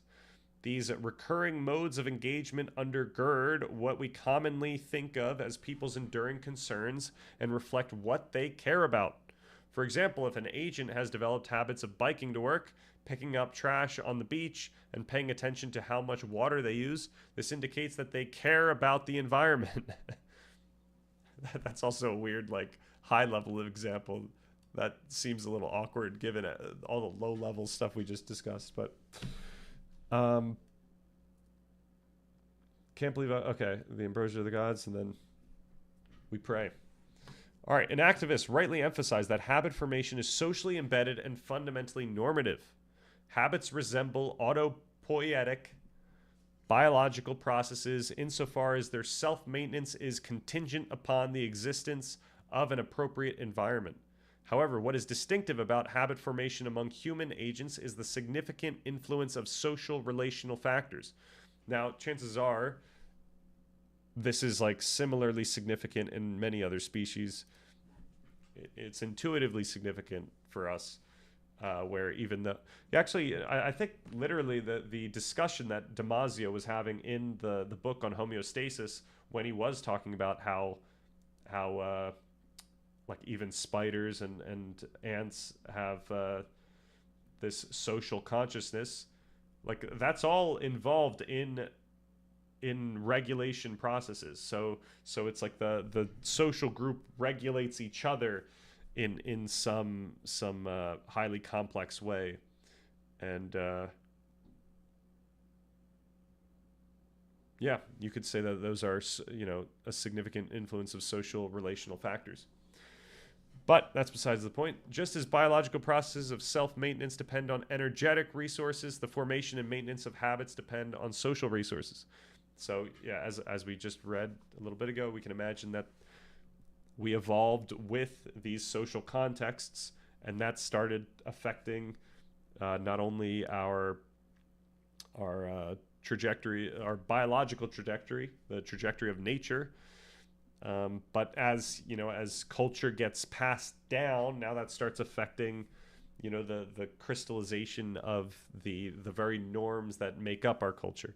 So it's like both of these things happening in tandem that leads us to highly effective cultures that we have today. All right, human agents develop habits over the course of their interaction with complex socio-cultural environments. Because an agent's bodily habits and skills typically are deployed against the backdrop of some normative framework, for example, considerations of efficiency, their existing repertoire of sensory motor schemes is modulated or transformed over time, such as to address new behavioral challenges. Right, we're constantly learning. Even when we're talking to friends of a long time, right? We're still learning new things, not only just about them, but about social norms in general. And chances are we probably trust them in many ways that we wouldn't just trust like a random person on the street, and that would affect what we internalize. All right, shared cultural practices scaffold individual enactments of meaning by prescribing and normalizing certain modes of experience and action, while proscribing is the opposite, right? Prescribing is you should do this, proscribing is you shouldn't do this, while proscribing and perhaps pathologizing certain others. These practices encompass customary ways. Actually, I want to just make sure I know that to be true. Proscribe. I don't want to just cap. Forbid by law. Okay, yep. These practices encompass customary ways of performing various tasks, dividing up resources, occupying space. So occupying space is a really intuitive one. This is like what Jordan Peterson talks about all the time, especially when he's in a classroom setting. He points out that everyone has to be following some sort of similar, like pragmatically similar cultural understanding such that we can all sit here and not attack each other, like that we're not doing weird things, that when he's speaking, that they're not, the kids aren't speaking, and that other kids would know that would be inappropriate behavior. Like we have these pragmatically similar understandings of norms such that we can occupy space with each other without things going wrong. And things going wrong most fundamentally is talking about the different emotions that people are experiencing. Like when someone does do something that's very antisocial, it makes other people uncomfortable, and that would affect something that happens going forward, whether that's, in a modern time calling the cops on them. But in the past, it could have been literally just them fighting, or them being ostracized, them being exiled. There's a lot of social ramifications and social pressures now that affect the trajectory of our understanding. Using tools, speaking, thinking, and feeling. Rather than relying on explicit rules to tell them what to do, agents adapt continuously to the people around them and let the situation constrain their behavior so that they know, for example, how to adjust their bodily activity depending on whether they are at home or out in public. Related social norms and expectations modulate how they behave at parties, how they speak to their colleagues at work, and even how they walk down the street or sit on an airplane. As agents learn how to use tools, machinery, and other resources, neurobiological configurations and coordinated behavioral patterns form and take root. All right, huge stuff. I highlighted pretty much everything in this chapter because it's all so crazy. And when I say that, I mean it agrees with everything that I've written. So perhaps I'm biased. Am I a fan of Tool? I need to give Tool more listens, but I did like Enema. Is that the album? I really like that song, and I probably haven't listened to the other songs. I really like that song. I'll just say that I like that one song, and I gotta listen to more of them.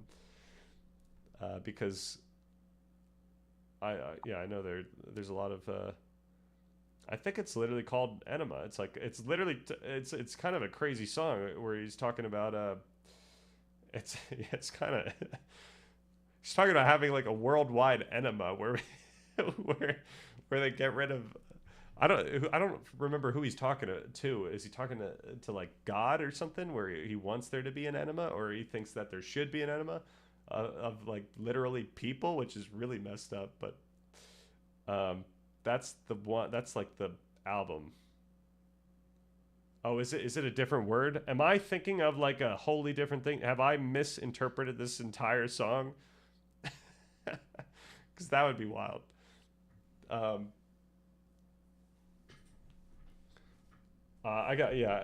Dom. I do have to listen to them more because I know they have bangers.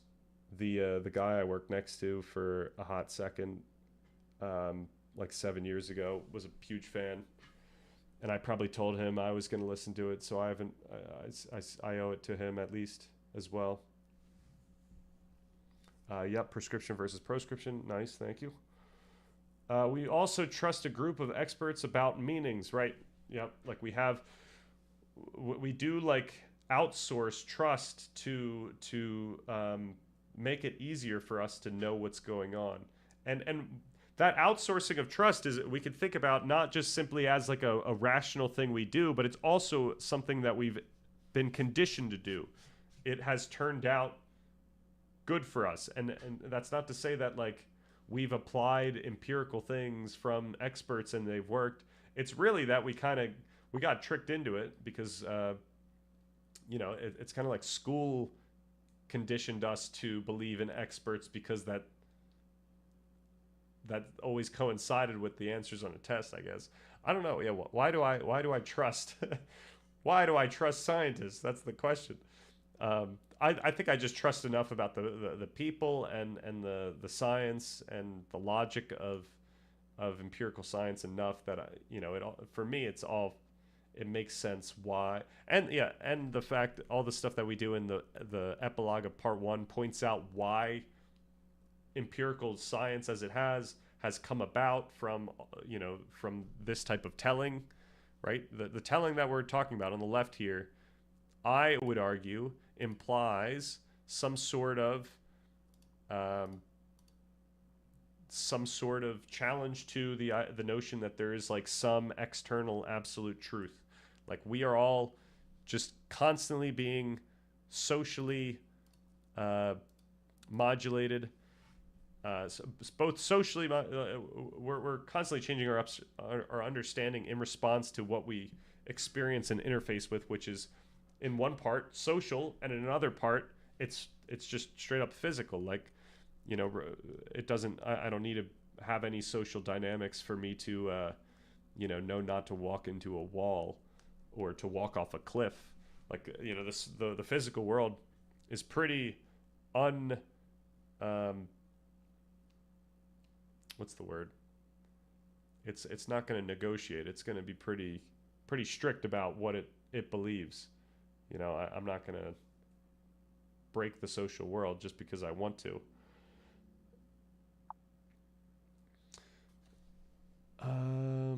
The song deliberately merges the words anima and enema. I fully trust.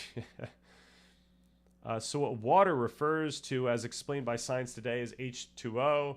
There's liquid of different atomic makeup, not H2O, but with similar features, being wet, clear, yet isn't H2O. So which came first, the explanation of the world? But if the world existed before humans did, is the world really as we believe it to be, as it was explained? Ancient people figured out what water meant without modern science. Right, yeah, this is where we have to be careful about what we believe is the information that we come up with. Like the information that we end up with is not at a philosophical, ontological level some sort of representation of what is actually true, but it is our empirically affected articulation of something that we believe to be true, or something that we believe to be understood by everyone, and also relate to empirical experience and science and whatnot. There's a lot of stuff holding this stuff together. And the other thing I was going to mention is, it's not just experts, but it's also books and stuff that allows us to transfer this information. But yeah, I would never get into a semantic discussion of what H2O actually is, given, in different contexts we can have a different discussion. But the point is that we can have different contexts. And I don't know if that was too rambly, or I kind of went in 5 different directions there. Why do I trust scientists? The same reason why the Christian trusts his preacher and the Roman soldier trusts his general. It's I feel like science is a little more intuitive, where you can see that there's so many I don't know, connections between the things that I understand of why science gives me more utility when trying to predict what's going on in the world, than a faith would. It's something that intuitive, I'm compelled by the connections there, whether that is I know that it seems like the things that science tells me is healthy seems to be healthy, and the stuff that seems to not be healthy does intuitively seem to be not healthy. And I know that science actually gives better dictates on what ends up being healthy and not healthy than faith. So, But that said, there's a lot of wisdom that we get from the faith traditions and our culture in general, and we discuss that all, or we have discussed that, and we will probably again. Definitions are communal agreement. Rigorous scientific definitions sometimes have negligible significance for the general public. Sometimes it's fine to call a tomato a vegetable if you're talking to a clerk while grocery shopping. Yeah, absolutely. This stuff is just, at the end of the day, this stuff is just pragmatically playing itself out. And, it gets weird when we have to start considering what should be the case. If they're, imagine someone in a high up position, specifically for health, starts saying that things that we know the experts and the science says is not healthy is healthy. What do we do about that? Now we're talking about a moral, a more complex, ought discussion. But at the end of the day, when we are just going to we're talking with random people, or we're talking with the clerk, whatever makes this communication work, that's what works. And then, the problem is, though, when people end up in different, like a Tower of Babel story, they end up with different languages, and these languages are specifically combative to other people, and that creates all kinds of, social dynamics that we would say are negative. So, this is a very complex topic of what should be the structure that we set up for ourselves and whatnot. On this channel, we're going to be pretty, open-minded about things, but also be pretty stern about what we believe to be toxic behavior. A Christian would say the exact same thing. So would a Roman soldier. Yeah, right. So it comes down to what you think is most compelling. And it also comes down to how well I articulate my points, which, I'm probably not articulating them in the most effective way I probably could. But that's something that hopefully I get better at. Okay, so where are we at now? Mind shaped. We haven't gotten to mind shaped yet. The notion of habit. Oh, I did it again. The notion of habit allows us to make sense of the way in which sociocultural influences are internalized and anchored in patterns of bodily dynamics and engagement, so that agents' living bodies become socially saturated and socio-normatively laden. Insofar as these influences regulate and mold agents' habits of behavior and attention and coordinate their shared activity with others, they become part of their lives in a quite literal sense by modifying their neurobiological dynamics and patterns of bodily attunement. Human agents are thereby mind-shaped. Their sense-making processes and embodied habits are partially determined or shaped by the social world. So how does this occur? And activists emphasize that bodily coordination is central to human sociality. These two guys characterize coordination as the non-accidental correlation between two or more coupled systems so that their behavior matches to a degree far beyond what is expected given what those systems are capable of doing. So what this is saying is that what our systems are capable of doing is going in many different directions. If I was taught Japanese at birth, I could speak and think in Japanese, but right now I can't because I was not taught that at birth. We can think about the cultures of 2,000 years ago. If I was immersed in those cultures when I was born, I would be acting with those norms rather than the norms I am today. So then the question is how can people get into these situations where we our understanding and our bodily habits are so similar, they're so pragmatically similar that we can get by without having significant discomfort between us, which is what happens when you throw someone, we talked about this yesterday, when you take, no, not yesterday, we didn't even have a stream yesterday, but recently, when you take someone, you throw them into a new social setting, they can have culture shock. So yeah,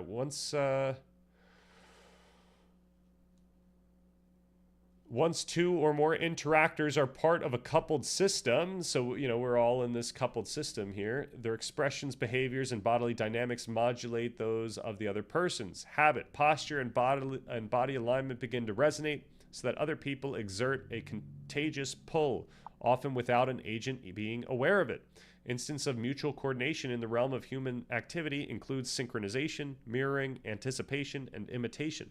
Such reciprocal bodily attunement begins in infancy and grows more complex over time as agents develop a range of projects that require them to communicate with others, exchange information, and selectively engage with action possibilities in a way that complements others' behaviors. Yeah, the other thing to mention is that like we're in different groups, like different social groups. We're in different groups online, and what's normal, or like what's not just normal, but what's like prescriptive, what we ought to be doing or saying or acting with, is different in each of these. Like in some sense, like obviously there's similarities, especially with regards to like the English language. However, there's slight differences of what we mean when we say a certain word, or if I was talking with someone about League of Legends, like we're going to be using phrasing that my parents would be like, "What the hell are you talking about?" So, okay, allowing that. I always ask people if they would own slaves if they lived during the Roman Empire. Not one person has said no. I mean, I guess that's, well, it depends who they were, right? But yeah, it's that like thought experiment of like you become who you, like where you were born. So like I would say it's inappropriate to even say that was me. It's if I lived during the Roman Empire, it wouldn't be me. Or like if I was born during the Roman Empire, then that's almost like a paradox in itself. Yeah, because at that level, meaning gets loosey-goosey and common sense takes over. Words have arbitrary meanings or pragmatic meanings. But within the expert group, there must be common agreement. And oftentimes there's disagreements within the expert groups. And that's always interesting. So it's good to keep track of those types of disagreements as well. That gives you a little bit more information about what's going on. And to be most precise about it, you would explain the disagreement. You would explain both sides and why they would believe what they believe and why they would have that view. That water necessarily means H2O. A human being necessarily derived from female egg and male sperm. The proper set of DNA and arrangements. I can't just come along willy-nilly and claim to that it's true that water is gold or humans are born from computer chips, right? So you could, right? But you're going to be hit with some negative feedback, right? Like that's how that goes down. And then like what's the end game that like, are you going to, like pragmatically, what are you doing here? Like, are you going to storm into the dictionary printing place and you're going to try to get them to change the definition? And, how does that play out? Yeah, but this is even when I added the but you have present day knowledge. Okay, you have present day knowledge. So yeah, you're plucking me out of today and you're putting me there. After they suggested it was normal back then, they always just say they'd treat them right. Jesus, who are you talking to? Who are these people that you? I would hope that I would stand firm.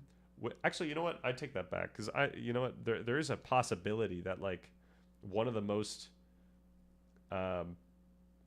moral things you could do, and you would probably get ousted for this, is to try to free as many slaves as you could, which might involve literally purchasing and then immediately freeing slaves. Like that might be like a that might be like the closest thing to charity that you could do at a meaningful level at that time.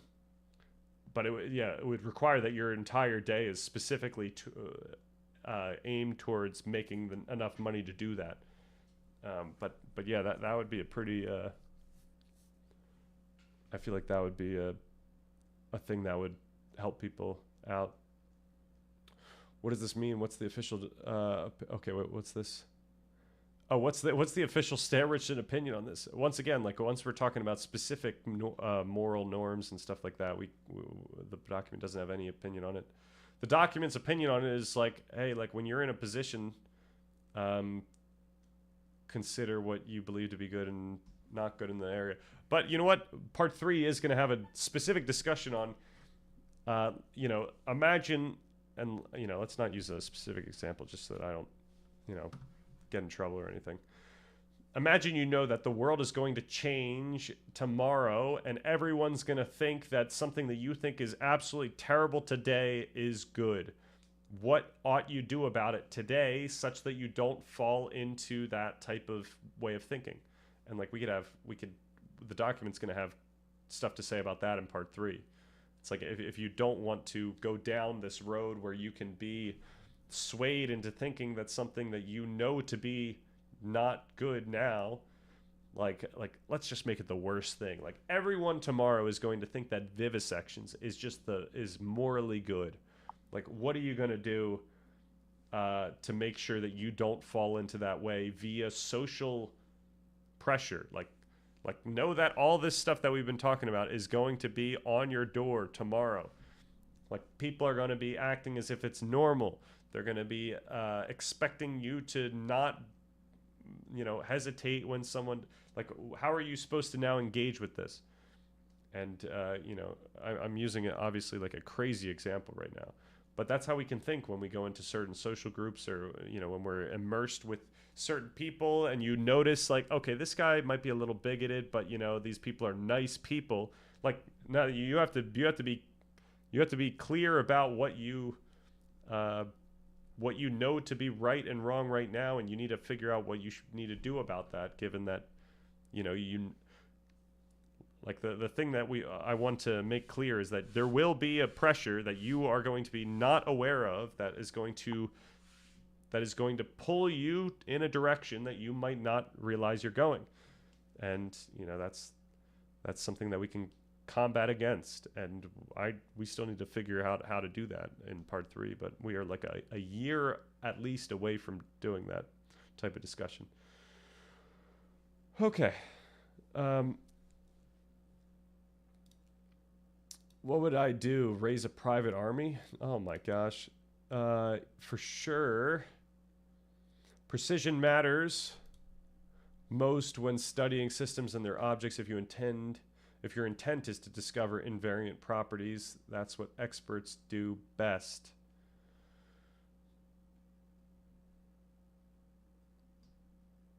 The age-old boomer wisdom wins once again. You're the average of the 4 people you hang out with the most. Stan, I like the way you put that. Yes, the expert who wanted change could go about introducing and making change, challenging the incumbent theory. Good question. What would be the moral aim of trying to change the status quo? What if the person's aim was solely to find the truth about water, but decided morally that they didn't want to change the common status quo? So it comes down to morality. Ought you care to change the minds of other thinkers? Yeah, not like morality and like the very salient what's good and what's evil or whatnot, but just like what do you feel compelled is something you ought to do right now? Like is there a reason why you would want to make that like why are you dying on this semantic hill? Like what's the implication here? Which is another thing with that's another thing to ask Jordan Peterson when he gets in all these tricky situations where he's trying to die on some semantic hill, and it's like, what are you even trying to do here? Like what is like this conversation would be much easier if you were aware of the implication that you're really trying to make or sustain or defend, and instead you're dying on this semantic hill, which is like just like a ambiguity that's kind of hiding what you're actually trying to do. And I imagine that like Jordan just doesn't realize he's getting into this thing, but you could say that he's literally acting in bad faith. I don't know. So what you're saying is that I shouldn't hang out with the unhinged posse because they're good people. Right. A lot of people are nice. A lot of people that have views that you think are morally bad are nice people. And you got to keep an eye out for that.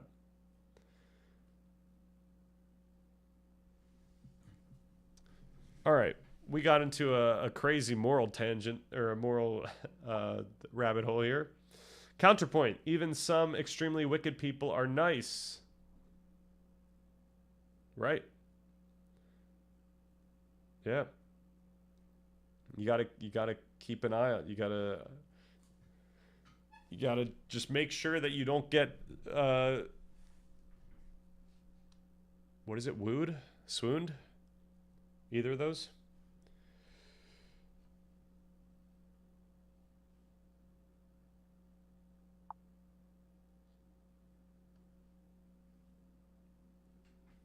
All right, because humans are essentially social creatures who yearn for acceptance and connection, it is inevitable that the views and opinions of others will have significant impact on an individual's ongoing habit formation. Okay, we actually just we got to the point where this is the perfect place to start up again.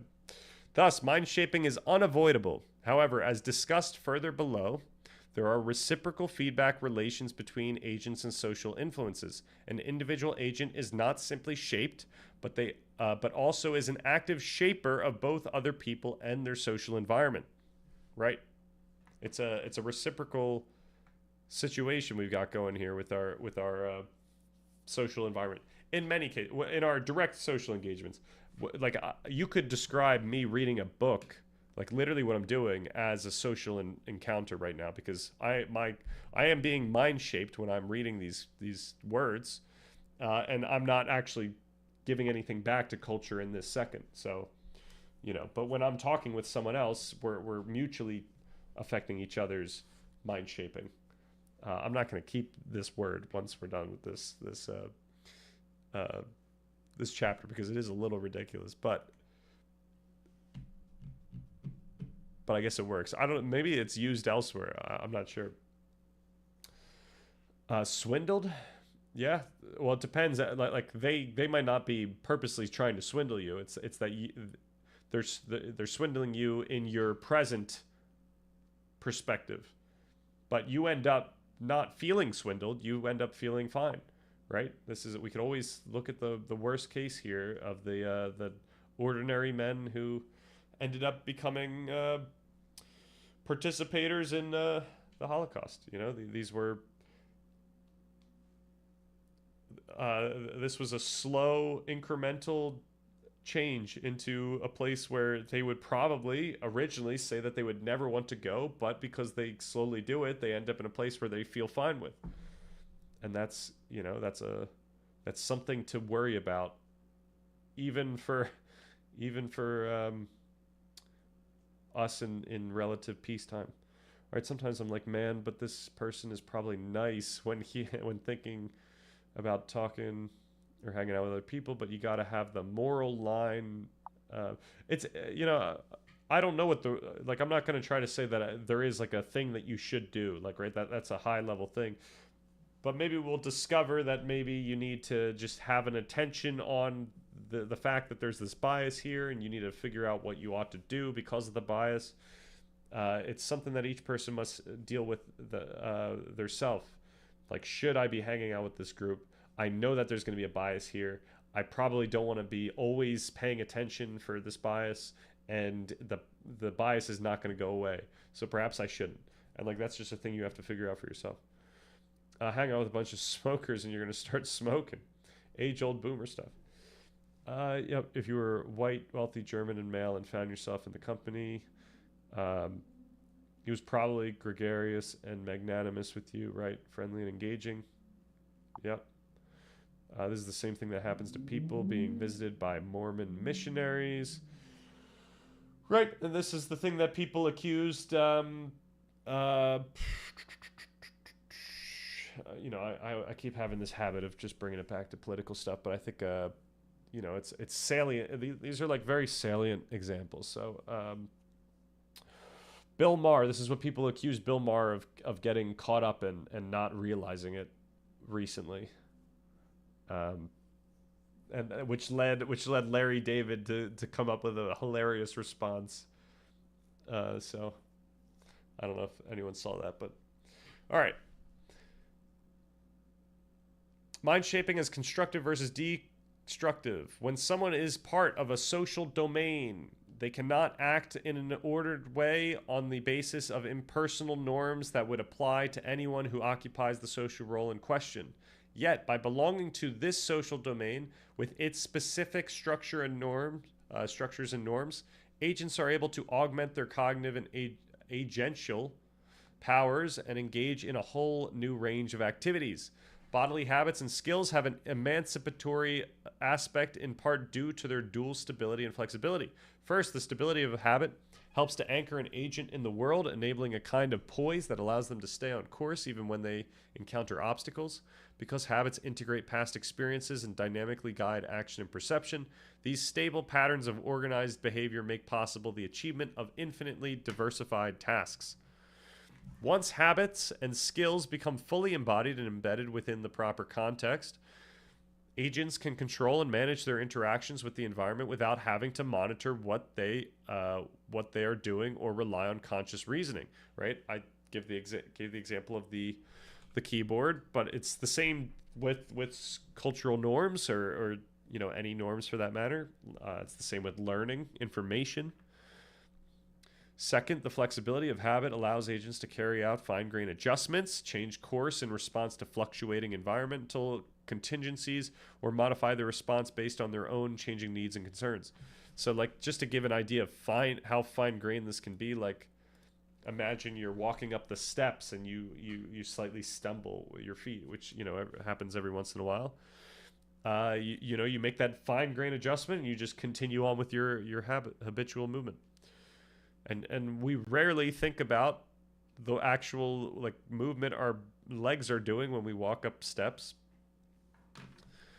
For example, an agent might alter the manner in which they enact a habit, suppress a habit, or activate an entirely different habitual repertoire. This ability to shift between different modes of engagement as a situation unfolds in accordance with various social demands is central to effective agency. Mind shaping often is constructive and enabling insofar as it helps agents to develop the habits and skills associated with various socially defined activities.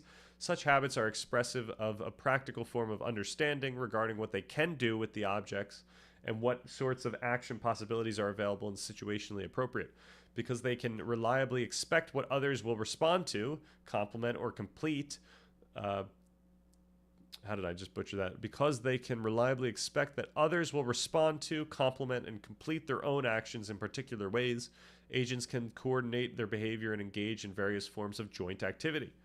Social settings such as families and workplaces, for example, offer forms of social coordination that agents are highly motivated to engage in and which prove to be highly valuable.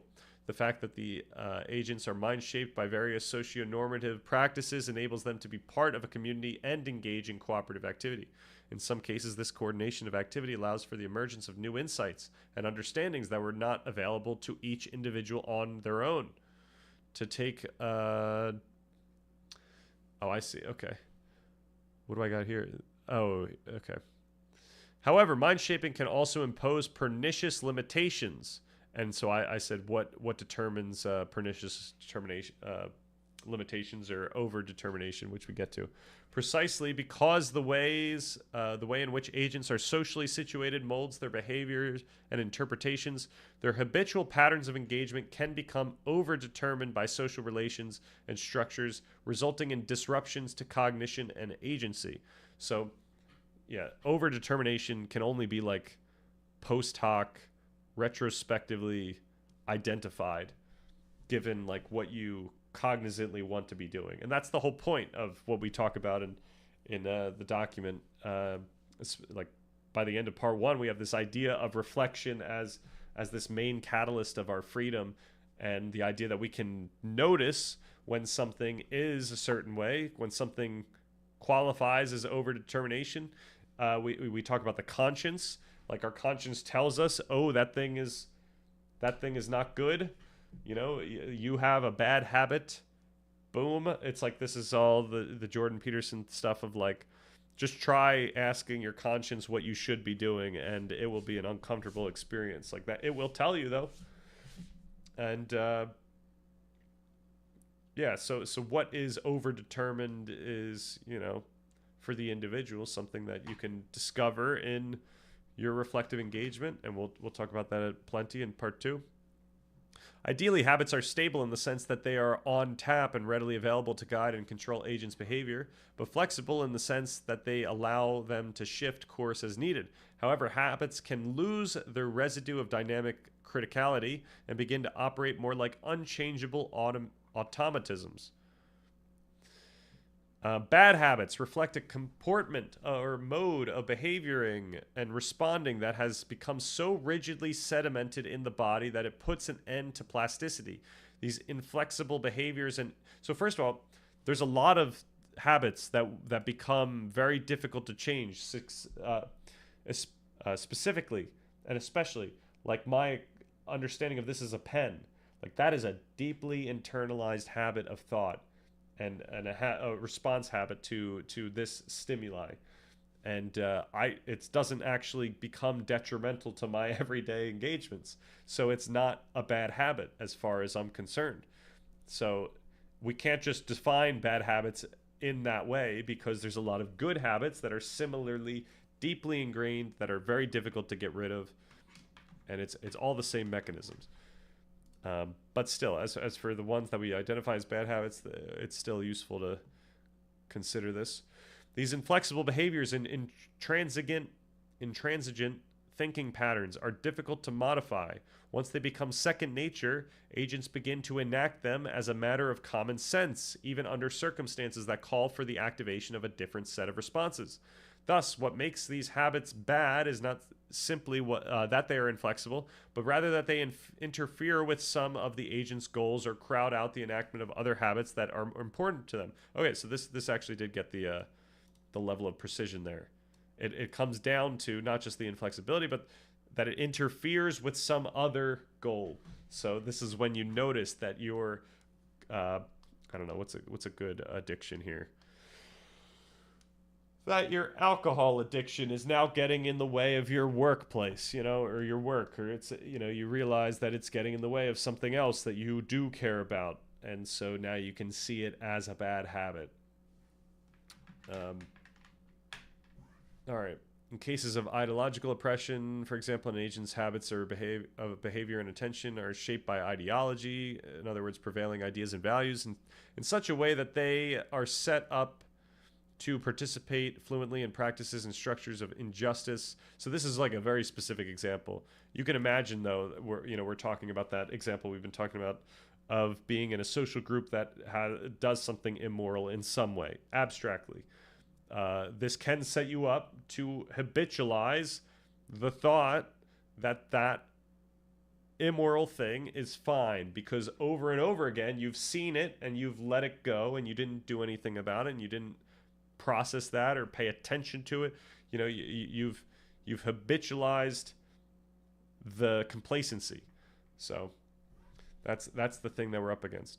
The ingrained habits associated with racism and sexism, for example, are often internalized at an early age and become rigidly embedded before agents are even capable of reflective self-awareness. So this is another thing that you can consider for yourself, like, just in general in your own childhood or your parents or your, whatever. Is there any aspect of ideology that is making you feel a certain way about certain groups? And you can consider that it's like, hey, the reason I feel that way is perhaps is not because there's like some absolute truth to it, but because I was brought up in this environment and that's what I learned. And if you can manage to get that sense of, oh, maybe it's not good, then maybe you can consider what you can do to get yourself out of that situation. How do you break that habit of thought? How do you replace that habit of thought with a more positive, less toxic one? Such habits often operate like automated frames of reference that make it difficult for agents to understand the world around them. Because agents over-identify with existing norms and lack the capacity to take up critical distance from them, they may not even be aware of the extent to which social influences pose moral, interactional, and existential problems for them. What is more, these overdetermined habits of mind may make it difficult for agents to attend to relevant considerations, integrate different kinds of information, and revise their beliefs about the world in response to available evidence. Remember, confirmation bias and just other I guess what's the more like loss aversion, by like a lot of biases are going to make it very difficult, cognitive dissonance, make it difficult for you to get yourself to thinking something opposite than what you've just been, not just been, but what you've been deeply conditioned to think. So you're up against that. It's going to be a very uncomfortable change. It's going to be an uncomfortable sign when someone tells you, hey, like maybe you are immoral. That's not something that people want to hear, ever. All right, when embodied habits function as routine scripts, there is little in the way of active contribution or experimentation on the part of the individual agency. Individual agent. In some cases, agents may even become stuck in specific patterns of behavior and attention, so that alternative ways of behaving and making sense of things effectively become closed off. It is important to acknowledge that overly rigid habits become sedimented partly because they are sustained and reproduced at multiple levels. On one, larger scale social institutions and structures. For two, smaller scale social groups and normative communities that operate alongside and within those larger scale institutions. And three, the habits and enactments of individual agents. So consider, like, imagine someone thinks that contributing in the meat industry is necessarily, like, immoral. We can make sense of the fact that a lot of people don't feel that way because at the top level, like, we have social institutions that normalize this, our social groups are normalizing this, and it would be very difficult for one of us, an individual agent, for us to like jump out of that whole setup and do something that's different. We had the whole talk about that a little while ago, so I won't rehash that. That's just a usual example. I don't actually believe that we have much agency in changing those circumstances, so it's not as big of a deal for me as it is for others. First, the structures, practices, and ideas associated with large-scale social institutions are always already there when an individual agent is born. From the beginning of life, their embodied habits are molded by political structures, dominant cultural practices, and norms communicated via popular media. This enculturation process begins before they even have the capacity to reflect upon how these social forces are influencing them. And in many cases, they never even fathom the idea of that. Second, these societal influences shape how members of smaller scale communities and social groups relate to each other.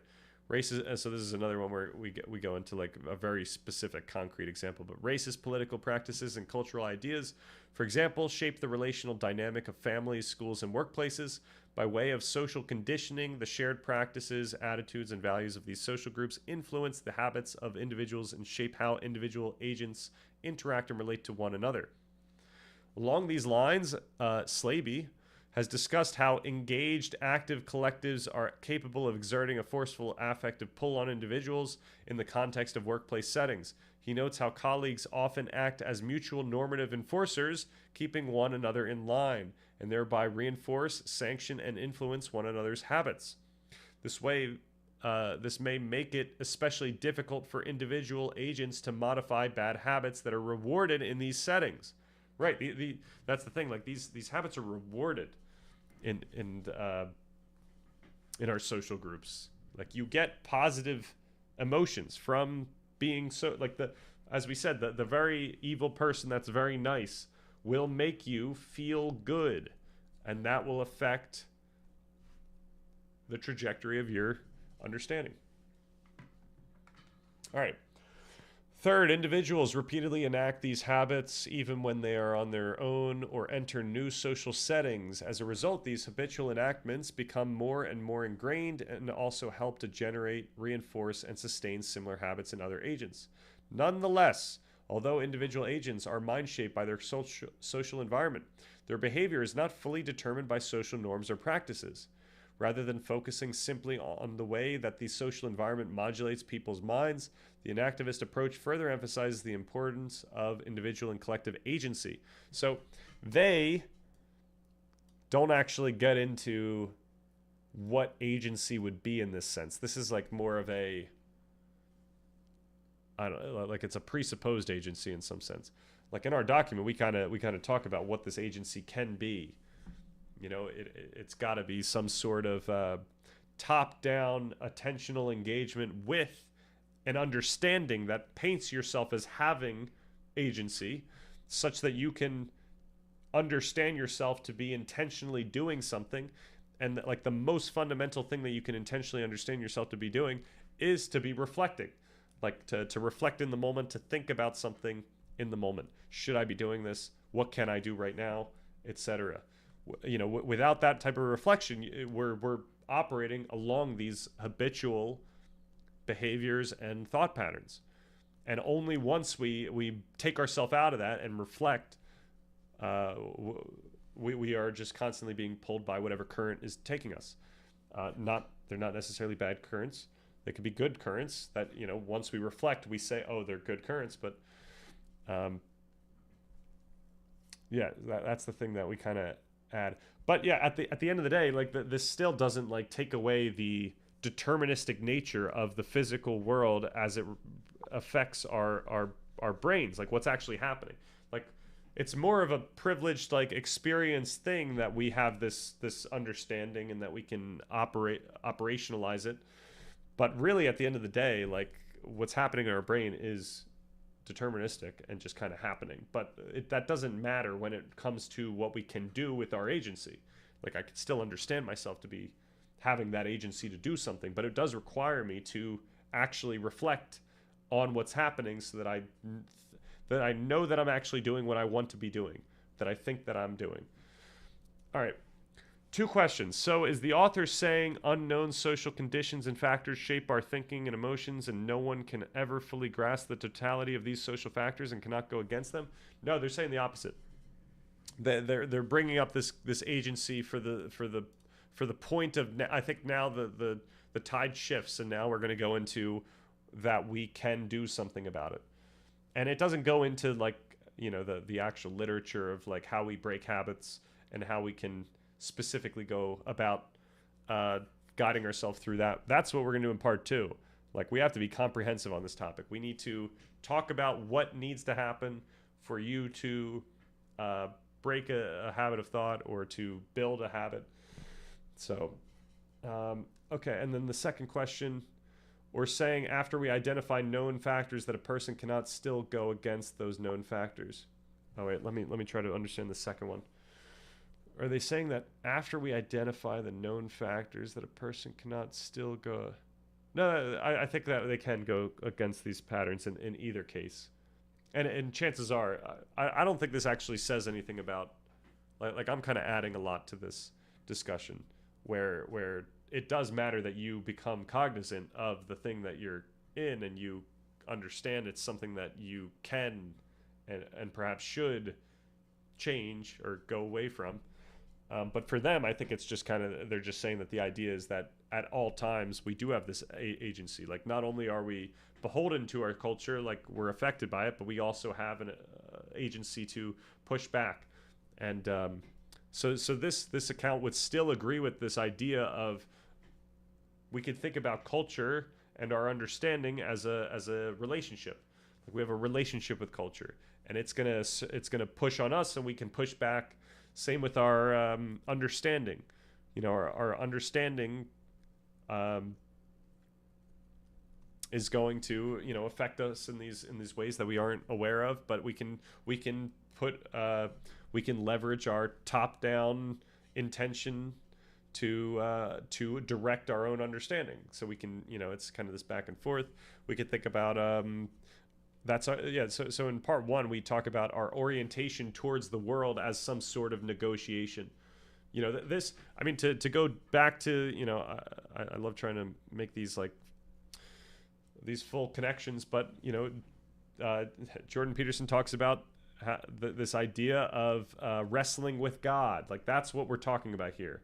Those who wrestle with God, those who, like, it's not that God is controlling you, and it's not that you're controlling God. It's that you're wrestling with God. It's a back and forth relationship of push and pull. And if you think about God as your mind or whatever, as this existential fundamental thing that is disclosing meaning to you or making you conscious, then that's the thing that you are in this relationship with. You don't get to choose your thoughts, but you can affect your thoughts in the future. So you don't get to choose your thoughts in the moment, right? Like that's what we kind of discovered in part one, that if you practice a little bit of mindfulness meditation, you'll become quickly aware that you are not in control of your thoughts in the moment. And this is also intuitive. Like we have all these, human behaviors, and we have biases and all that. Like we don't have full control over every single aspect about our behaviors and our thoughts, but we do. We have a understanding that we can do things right now that will affect those thoughts and behaviors in the future. So I can do something now that breaks a bad habit or that builds a positive habit, and that will affect those thoughts that occur in the future. And it's not that in the future I'll have control over those thoughts. It's just that over this time I've exercised my intentionality to affect the trajectory of this, of my understanding, my experience, etc. Okay. For one thing, this approach emphasizes that human agents bring forth what counts as meaningful and relevant on the basis of their concerns and interests. Faced with a myriad of action possibilities, it is the agent themselves who determines which of these possibilities will be actualized. This results in systematic, non-random patterns of behavior that depend partly on the agent rather than being fully determined or dictated by the environment. So this is discussing this idea that there is some top-down activity with the agent itself. In addition, enactivism emphasizes that by way of reciprocal feedback loops between an agent and environment, individual agents are not just shaped by the social world, but also mold and thereby partially determine their social environment via their active and reactive contributions and responses. Wow, this is bright. This is very bright. Can I not change this? There we go.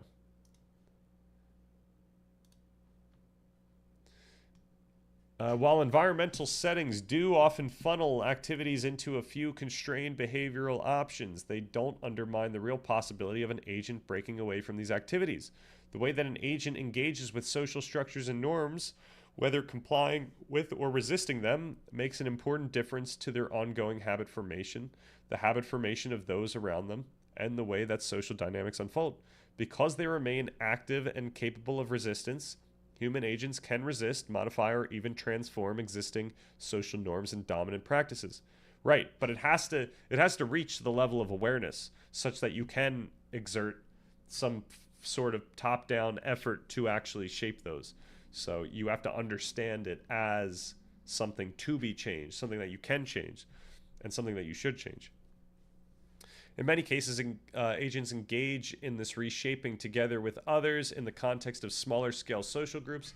Indeed, resistance to structures of domination often depends on communities of dominated people coming together to create alternative practices and bring about social change. So this is now where we're like kind of in that social change discussion.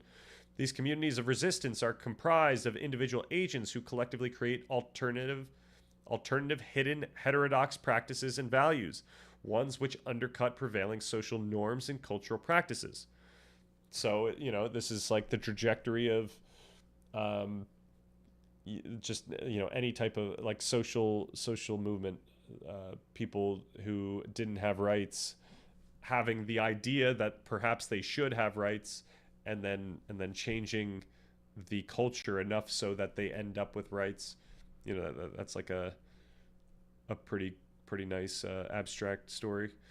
These social groups accomplish things that a mere aggregate of individuals could not by coordinating their actions and sense-making and creating opportunities to modulate participants' pattern of behavior and attention. This is like a larger discussion, though, within this very low-level discussion we've been having. Thus, mind shaping is complementary and simultaneously both top-down and bottom-up. It occurs at multiple scales and in reciprocal feedback loops. So yeah, it's just a good example of how top-down can get involved here. Whether an individual agents coordinate their actions and sense-making with other agents. All right. So the difference is epistemological. Oh, I'm sorry. The difference of what? Um,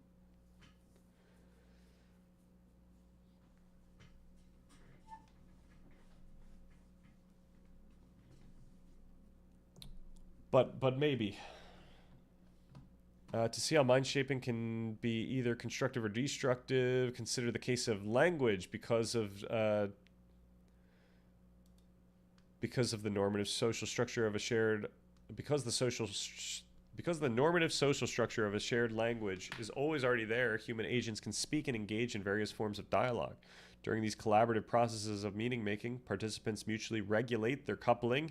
The person taking a dialogic turn modulates the sense making and orients the attention of the other participants by way of verbal utterances, gestures, smiles, or intonations. So now this is going into the nitty gritty of a social encounter, where we are paying attention to what they're communicating. Language use thereby functions as a form of social. Yeah, that's the other thing. Like, it shouldn't just be language here. There's a lot of communication happening other than just like the spoken words. Language use thereby functions as a form of social coordination in conversational exchanges, emails, and elevator rides. We're constantly getting coordinated and constrained and doing the same to others, whether or not we are aware of it. The two questions. Oh, but you answered the author meant the opposite. Okay. I see. All right, such coordination generates various possibilities for behavioral alignment and joint activity, such as brainstorming, planning, and various forms of collaboration. Available evidence suggests that interlocutors who reciprocally adapt to each other's ways of talking, in other words, with respect to speech rate, utterance length, and phonetic profile, they tend to perform better on joint decision tasks. This is pretty crazy. Just to say that again. The evidence suggests that interlocutors who reciprocally adapt to each other's way of talking tend to perform better on joint decision tasks. The more they mirror each other's ways of describing things, the better able they are to coordinate, and the more they tend to like each other. So, I mean, all this stuff is pretty intuitive. But once task-specific shared vocabularies develop, stabilize, and become conventional, associated linguistic patterns come to constitute a cognitive niche for the community of speakers, structuring, guiding, and constraining the very same coordinative dynamics from which they evolved. So yeah, this idea of like norms, structuring, guiding, and constraining literally brings us to Hegel land, where we're talking about determinate aspects of our understanding, whether that, these relations of incompatibility and consequence. These are like norms that dictate how we can, like what we can do, what we can say. So, to know that an animal is a dog, we know that it cannot also be a cat. It constrains our way of thinking about what that thing is. We know that it's an animal. It has to be an animal because it's a dog. Meaning sets rules for more aspects about it itself, if that makes any sense. That's why we think about our understanding, the things that we understand, both in a semantic way and a normative way. And as I always try to highlight, like the normative way of thinking about our understanding is actually closer to home when we actually think about how we learn something. We learn via conditioning, from this social conditioning that we've been talking about. That's how we learn the semantic contents of our understanding, what things are. That comes from this type of engagement. This comes from conditioning. It comes from internalization. It comes from habitualizing thought patterns.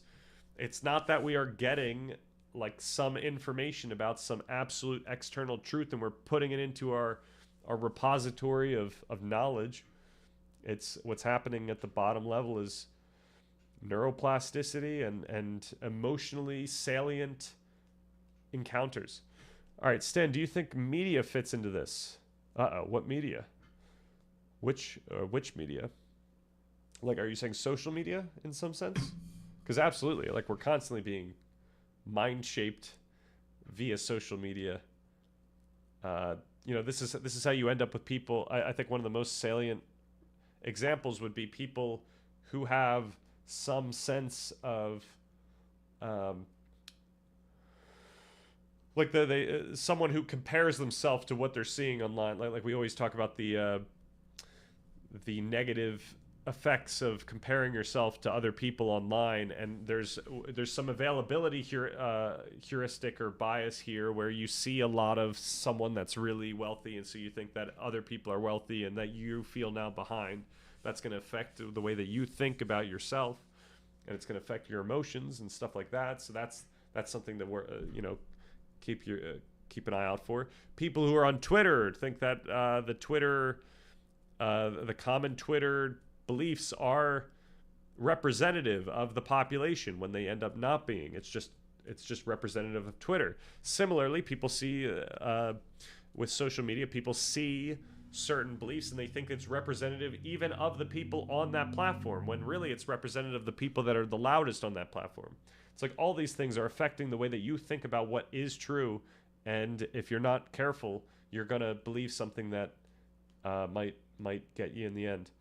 Any type of media, movies, certainly movies, right? This was similar to that topic of can art change, make you become a whatever, from like make you become devout, maybe not devout, but make you a believer.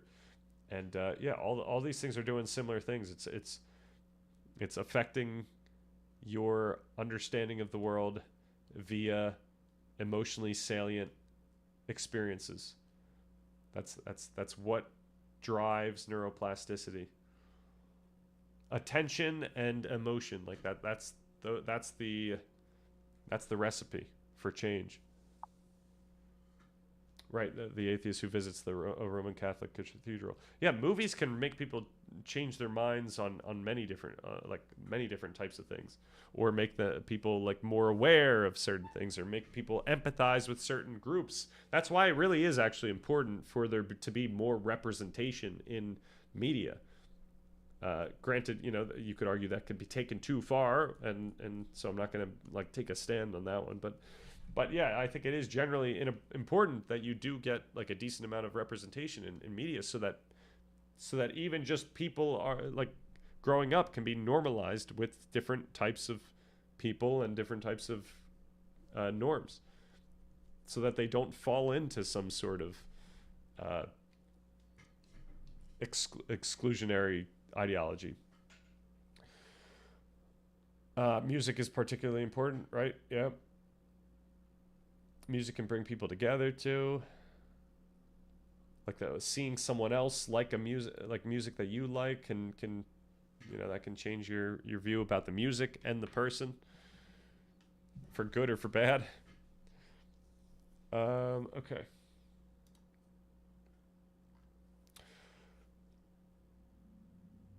Such coordination generates various possibilities for behavioral alignment and joint activities, such as, we talked about that.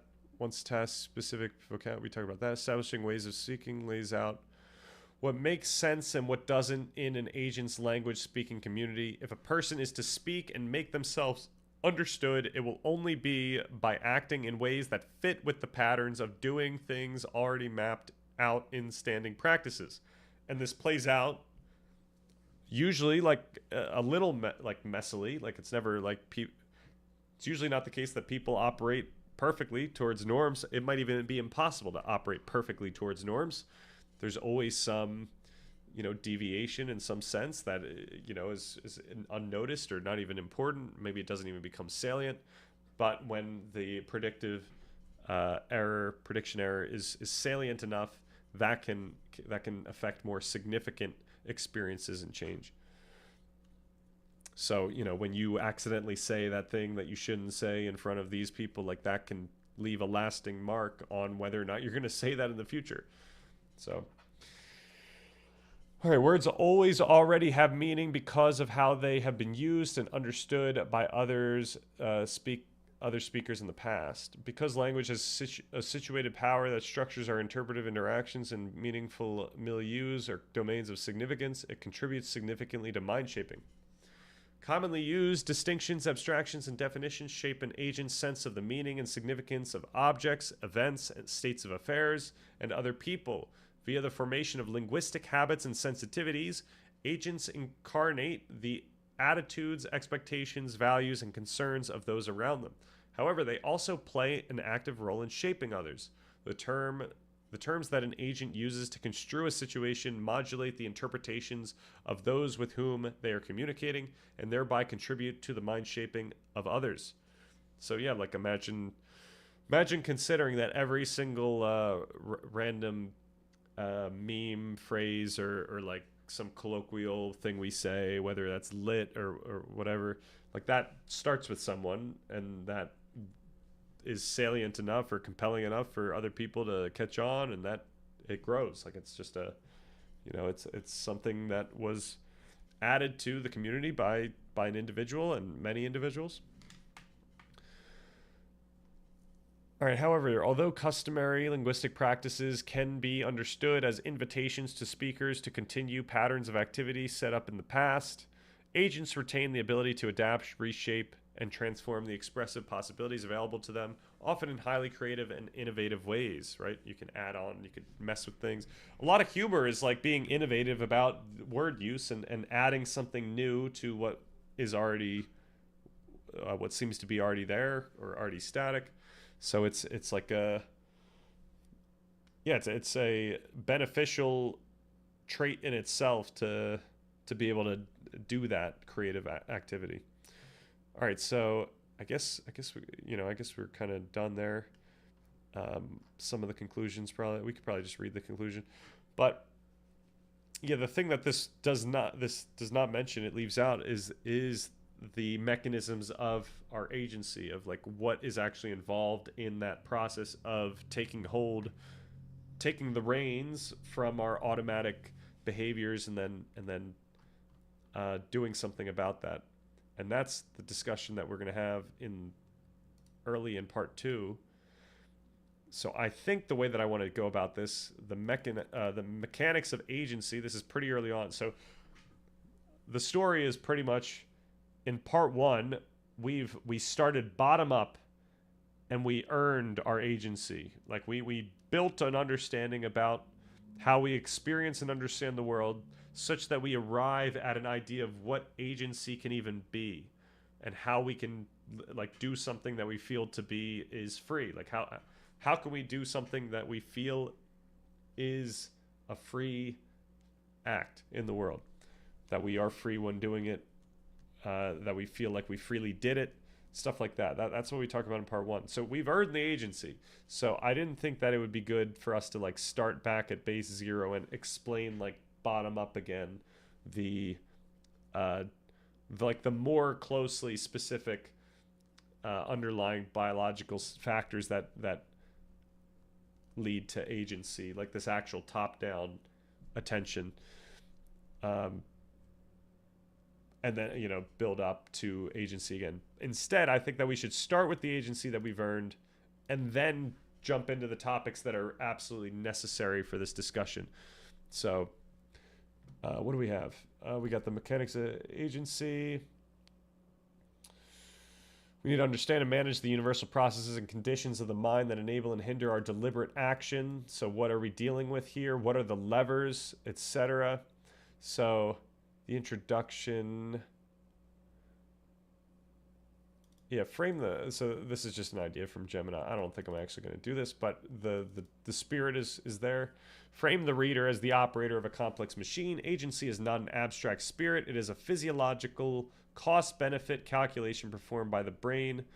The thesis: to effectively pull the conscious levers of focus and motivation, we must manage the underlying biological conditions and navigate the automated behavior that drives us most of the time. So that's kind of the setup here. So the conscious levers, the controls, is the first thing that we can talk about. Where like what are we interfacing with when we're talking about our agency? And we could talk about reflection like we did last time, this top-down application of attention. And so we need to talk about things at like a very high level, like focus and attention. We need to talk about focus and attention and what's going on there, and all the things that we can learn that can help us focus and attend. We could talk about things like actually, we should probably wait for ADHD for later, for the personal stuff. Then we got to talk about motivation. Like, this is the stuff that's kind of like fueling your focus and attention. Without motivation, you're not gonna pay. You're not gonna be able to keep attention, or you're not gonna focus on things. Like, motivation is kind of affecting our ability to focus and pay attention. We could talk about dopamine at a high level. We could talk about the will versus the way, all this kind of stuff. We could talk about framing, like how when we're reflecting, we can direct our attention via framing. Like, what can I do? Or like this idea that we give our own brain like a prompt, and have it take us in that direction. It's like, you have to solve a puzzle, so you have to think about what you need to do in order to solve the puzzle, right? Like, this is like very high level. But at the bottom level, or below that, we have to talk about the biological conditions of what's going on here. Like, we have to talk about the metabolic and neural resources, the circadian and homeostatic regulation. We got to talk about stress and arousal. We got to talk. So all this stuff is coming with the positive tools that we can leverage. How sleep is affecting our ability to focus, and our motivation and stuff like that. We got to talk about chronic stress, anxiety. We got to talk about exercise and its effects on the brain and thinking. We got to talk about nutrition. We got to talk about all this stuff here.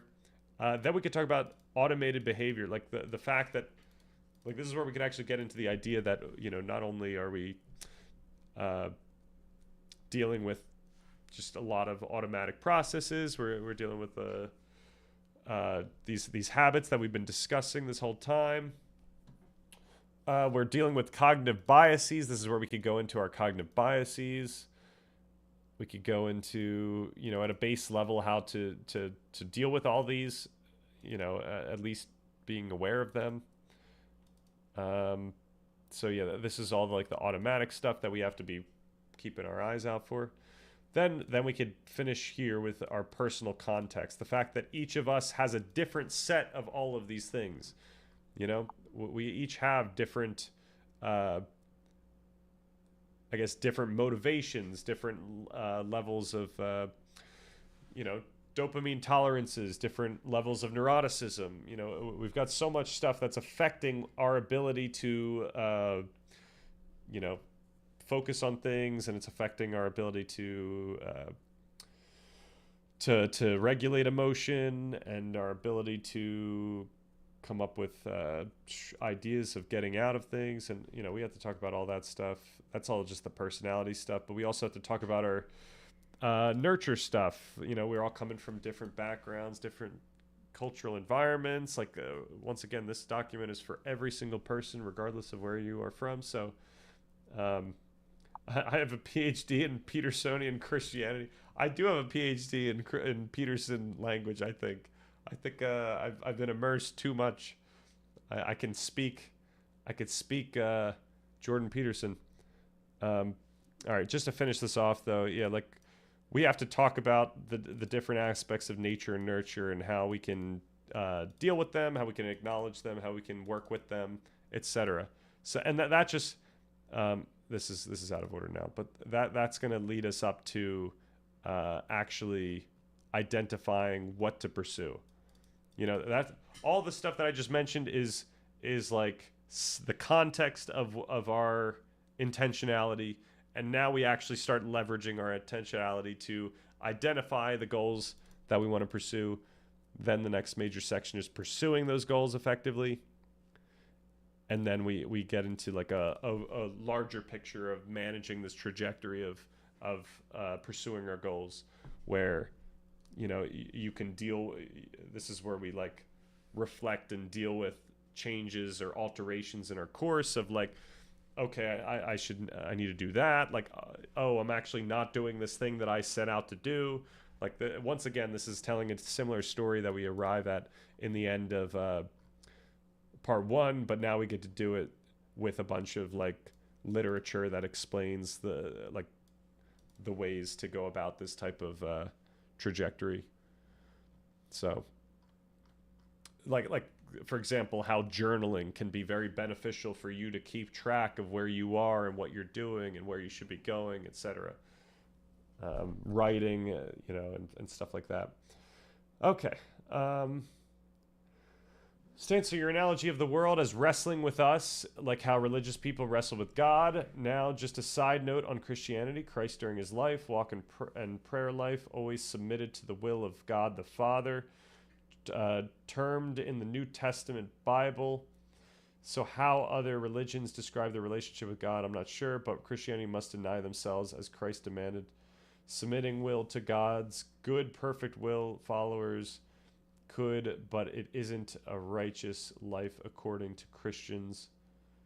Okay, I'm not sure if I follow the nuance completely, but yeah, there is this idea that there is still the God as the judge, right? And so like what your conscience is telling you is not good, or when your conscience makes you feel awkward because you have done something that you know to be awkward or weird or bad, like that's the will of God asserting itself onto you.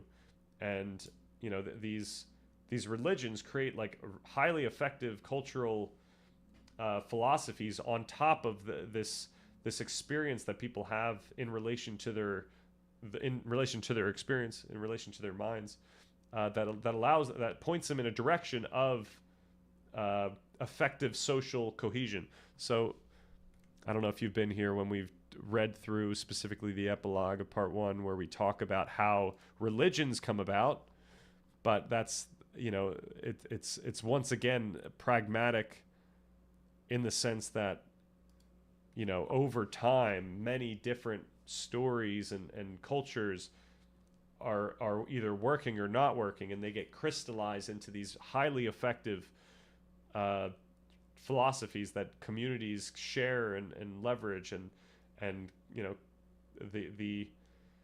the argument, it's like a logical argument, but it's not like one that you can like necessarily prove in some way, I don't think, is that because these stories or these religions, the books, whatever, these norms, because they have allowed these groups to survive over this for a long period of time. It's almost like the proof is in the pudding of like, because the story is the product of this entire development and trajectory, therefore there might be something important within it. There might be something to the wisdom of it, like that we can still gain. And so we have that whole discussion of how we deal with that in relation to what we know about empirical science and stuff like that. Yeah. But yeah, I still like this analogy of thinking about God as our relationship with our fundamental phenomenological ontological source, whatever it is. I mean, I understand it to be the brain, but intuitively, like when I'm dealing with consciousness, it doesn't matter, because regardless of how much I know about the brain, we don't know enough neural correlates for me to know what that means towards how I feel in every moment. So at some point, I'm just dealing with my understanding, and I'm dealing with what my understanding tells me is good and bad. And I could say that's my conscience telling me in the moment, or it's God telling me when I pray. So when I think about what is good right now, like I'll get an answer from my brain. You could think of that as prayer. Yeah, this is all stuff that I find to be very intuitive. I don't need the extra religion and the dogma from it, but I do think it's cool how it connects, and perhaps there is some nice there's more nice wisdom in those in the teachings that I could still use and interpret. Am I getting a PhD in psychology? No, I think. I don't know if a PhD would be like worth the what it requires you to do, and also the scope of like a PhD is not the scope of what we're doing here. Like the scope of a PhD has to be like furthering the specific facet of science that you're doing it in, like and the it's not just that it furthers the topic, but it explicitly furthers the topic. So like the thesis of your work needs to be such that it like itself consciously is doing something in the field. At least that's what I think. That's my understanding of it. So like you like, it's part of your argument. So I couldn't submit this in a PhD, like the document, because that's not the purpose of this document. That's not a thesis that I mention anywhere. So it wouldn't be appropriate. Plus, I'm pretty sure this is way too broad of a topic.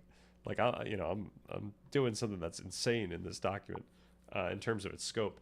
So and also it just requires a lot of reading and stuff that if I need a rereading in a bunch of different topics like very quickly for this thing to work. And yeah, I think a PhD would bog me down. Also, I don't know if I would do psychology or philosophy if I was doing it. Also, I don't have any formal education in psychology or philosophy yet, so I don't know if that makes this more difficult. The community build is going to be insane after this document done. Hollow Knight, Pin Master, Plenty Level, 4 Pale Oil type. Hell yeah, you remember the Pale Oils.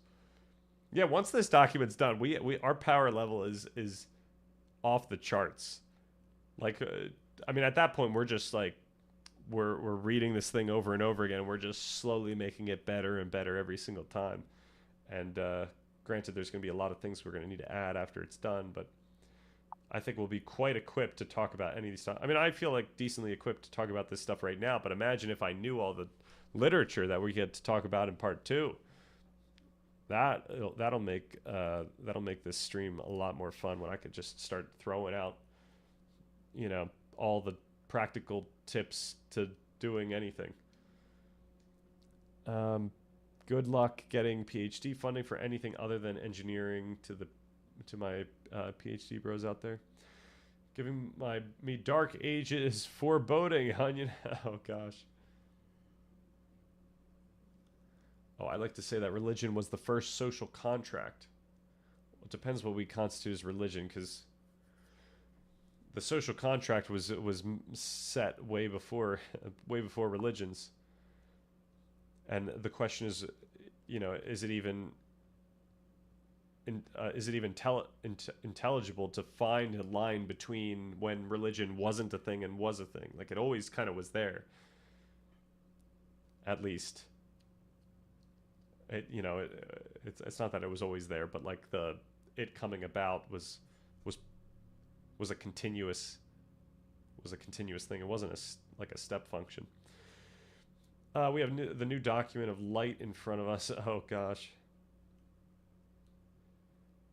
Well, yeah, I mean, the goal of this thing is to capture all these topics in a way where if we were to just get an expert from a field and they were to look at this thing, they would be like, okay, this is a fine, appropriate telling. And ideally, they would say, oh, but I would do this thing differently. And then we would take that into account and we would incorporate that if we felt like it was necessary. And hopefully that discussion isn't just me. Hopefully it's everyone getting involved at some point. Once enough eyes get on this thing, I think people will start getting like diving deeper and actually like looking to specific paragraphs and being like, we should change this exact wording and whatnot. Okay. Conclusion: I presented an activist account of mind shaping that emphasizes the importance of human embodiment, the normative dimension of cognition and agency, and the formative influence of social and cultural forces. However, it also acknowledges the agency of individual participants. Because there are reciprocal feedback relations between individuals and social activity, individuals are not simply shaped, but also operate as active shapers of other people and their broader social environment. Yeah, but the thing to point out always is like, my understanding of what I can do in the social world is really, at the end of the day, affected by my social understandings of what I can do and what other people are. Like, this is why social this is why people like Heidegger and Hegel have this, like, the social as such a deep part of our experience. Like, Heidegger is lowest level you can go in these things. Like when he's talking about something, he's talking about it as a characteristic of human conscious experience. That's what he's discussing. You know, these are the characteristics of human conscious experience. And he describes one of these characteristics as being with others. And this is why. It's because at all points we are already engaging with a social baseline, like a socially, first of all, a socially internalized baseline, because we do learn from parents. Or we learn from whatever. I think, I don't know, this could be another like Jordan Petersonism, but like if we don't have the nurturance, it's kind of like the monkey hugging the coils and whatnot. Like if we just don't get that nurturance, like we are much worse off. So it's really necessary that we get that level of feedback from some social figure that can make us understand anything in the world. So yeah, it's a very deep aspect of our experience. And then also intuitively, it always just kind of feels like things that are true or things that other people know to be true. Like the very idea of something being true in our minds is always this idea that it's objectively true, such that if I wasn't there, it would still be that way. So it's this idea that this is like a socially understood thing, or at least it could be a socially understood thing. Like, I always think intuitively we're also dealing, like myself 5 minutes ago was not myself today or right now. And similarly, myself in 5 days from now is not the same person as today. But when I see something today and I have a certain opinion from it, me in 5 days can be like, okay, I don't feel what that person felt right now. Like maybe I even forget what that felt like, but I remember them having this type of opinion. So it's, there's like some social relationship you have with yourself in the past and yourself in the future. I don't know. You could intuitively think about it in many of these different ways. Once again, like when these philosophers like Heidegger and Hegel, they're talking about this stuff, they're doing it speculatively. They're just coming up with a way to make sense of their experience. Really what's happening is the science-y plasticity stuff that we've been talking about, the social dynamics, the emotions and neuromodulators that get released when we're in these social dynamics, and how that affects our understanding, yada yada yada. All right, I like the font Routledge used. Yeah, no, this is a cool font. This might be no, I guess this seems to be like Routledge specific. It's not like the same font as what all those papers use via latex. All right, through their unique contributions, agents can influence the workings of social institutions, whether small scale or large scale, and comply with or resist dominant practices to varying degrees. Likewise, smaller scale social communities / collectives not only are shaped by dominant ideology, but also can play an important role in resisting, reshaping, or reinforcing the ideology.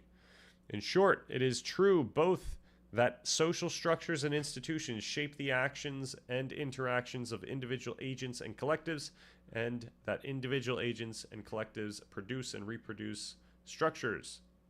Okay. That was the discussion. I was very excited to have that, and it took a long time. We're at 3 hours and 20 minutes for the stream. But I think it was a worthwhile one to have.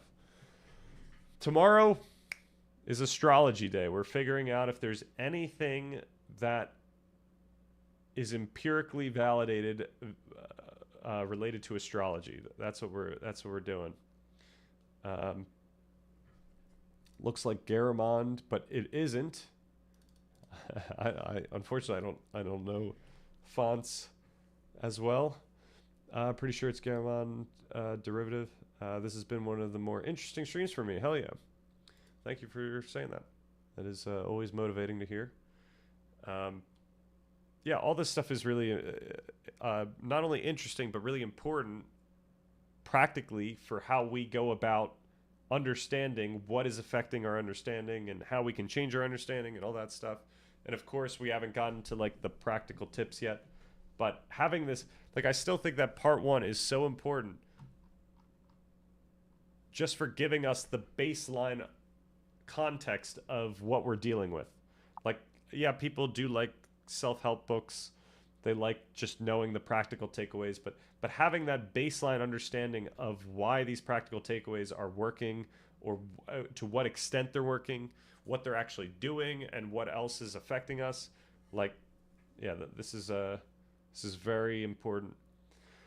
I'm thinking it's close to Saban, which is a Garamond. Nice. What made you choose the topic for tomorrow's stream? I thought it was necessary for our monthly theme. Given that this month is all about what makes you unique, I thought that that would be a interesting topic. Also, because I've been skeptical of astrology for like the past 10 years of my life, so I want to know for myself. You know, I want to actually do this deep dive, and I mean, I'm just going to use Gemini for this thing, but I think that would be I don't know if anyone else is just going to have like this type of account that I'm looking for. But yeah, I'm curious if there's anything to it, you know. I want to know. I want to know it all in that regard. But yeah, if we do find something, then it deserves to be in our section about what makes each person unique. Like, we're trying to be absolutely comprehensive. So I might as well do that. So I'll probably write the prompt for that research tomorrow at the beginning of the stream, and then we can just kind of wait for it to be done. Maybe I could ask questions just to give myself some context. And then we'll read through it. And that should be it. And I don't know if it's going to take more than one day, but I have allotted 2 days for it. I've got organizing for Wednesday, unless we come up with some other topic where I just kind of work on the outline of the what makes each of us unique, or I think it's like our personal context is the name as I have it now. And then Thursday could be our Friday, where we just take recommendations, we watch stuff, have fun. All right, stand on religious motivations, like the inner working of consciousness having sway over us, or a set of neurons firing and influencing our behavior to obey a religious rule. Backing up a bit, the starting point becomes non-religious in that, thinking philosophically, logically of modal possibilities, one might think true that it's possible a God is real. Then on that, everything about obeying a rule wasn't only because some brain cells fired in the right way, but on the meaning of God as real.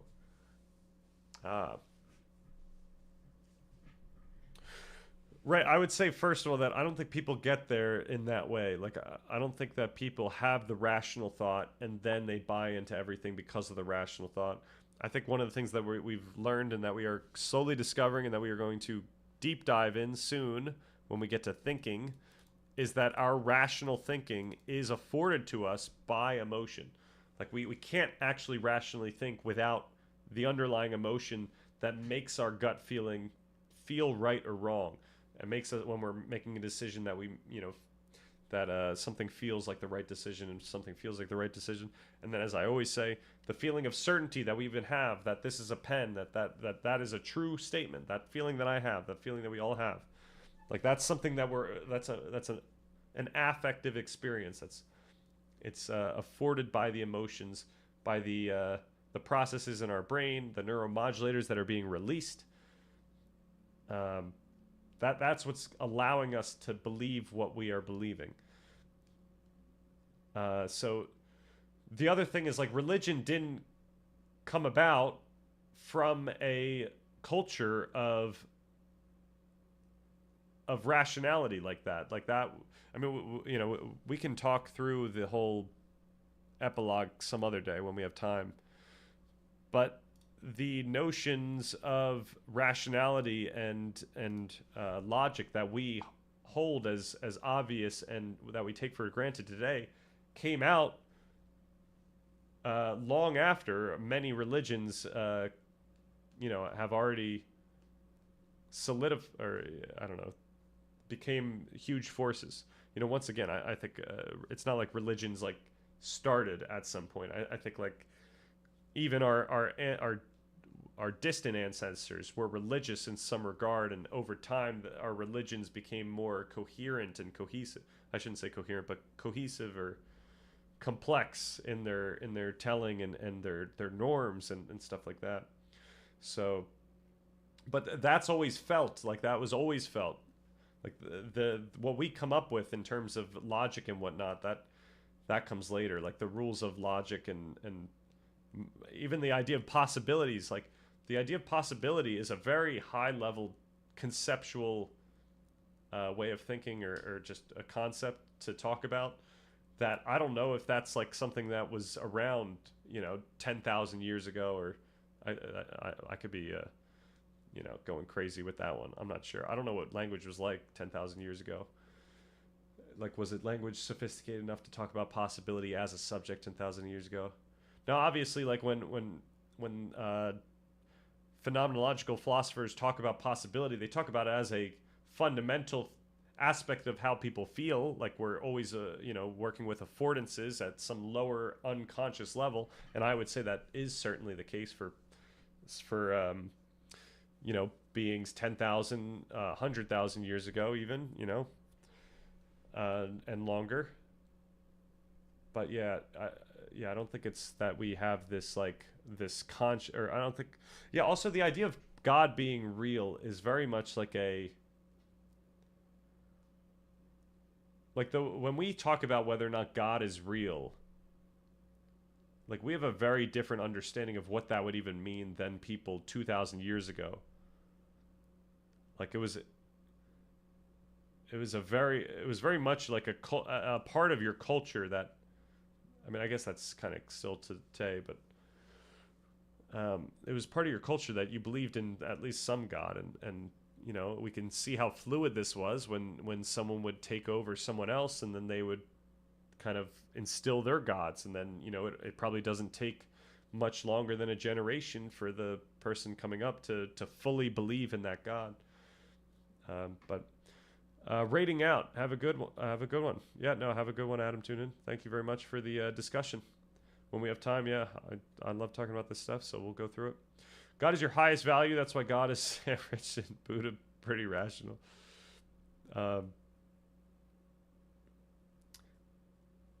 Right. And once again, like rationality, we could think of as what people feel like in the moment, or we can think of as this like post hoc applying our present day rational rules that once again just feel like they're rational for us today. And it's not that in that case then like everyone was rational. Like the caveman was rational when he did what he did, unless he was perhaps he was overtaken by emotion, but perhaps for him it felt rational to do that. So why not? Sometimes rational, sometimes not, like everyone, right? But we have these, people think that now that we have these like standards of logic and rationality that dictates what is and isn't rational, especially going back in time. And that I think that would be a mistake for us to think that those rules are the source of what is true in some sense, rather than noticing that the source of what is true for each person is their conscious experience, which can make people feel like what they're dealing with is rational. That said, it's very important that we study up on those tenets of rationality, because that will affect how we think in the future. And we know that these, or at least I'm convinced that these tenets of rationality can help us, or can make that thinking in the future more effective in some sense. That's an argument we probably have to give in the document. All right, I was in a big philosophy stream the other day. It was a funny interaction. I was like, do you think God could be outside logic? The East seems to embrace paradox. He said there's no such thing as embracing paradox, and paradox is not allowed. Yikes. What does that mean? Paradox is not allowed. Paradox in your system, like if you have any kind of contradiction, that's not allowed. Because once again, our system, or the way I talk about this stuff, is deeply paradoxical. But it's almost like the paradox is supplying it, it's fueling it. But that's a tough thing to talk about. But which stream was that? The bald dude, I forget his name. Yeah, and the religious believers in the past also claimed to have divine experiences too, not just rational thought, but reasoning philosophically is historically known, but modality was discussed in Aristotle's books. Interestingly enough, Wittgenstein claimed the cavemen did think logically. Yeah, I'm there with Wittgenstein, because it's... I mean, I guess maybe Wittgenstein and I would disagree with, like, specifically what we're trying to get at. Like, I'm trying to get at the affective experience of each individual, and Wittgenstein would probably get at the social rule set that they have set up, like that even though we would look at the cavemen and not know what they're doing, they're operating within those norms that allow them to be doing something that can be inferred from the other members of the group. And in that sense, what they like, not only could they be inferred, but they can be inferred as normal or not irrational. So they would be inferred, you could say, as rational. Ivan, oh no. I told him it's not obvious to me that God should be inside or outside of logic, but he skipped it or didn't read it. Atheist probably thinks it's a pointless question. Ivan's all about material. Yeah, I mean, I would just take the pragmatist approach, not the atheist approach, and I would say, like, what do we even mean when we're asking, what does it mean for God to be inside or outside of logic? Like, we need to make that less ambiguous before we can actually talk about whether or not we would go in a direction. Ivan is materialist and Bayesian of probability.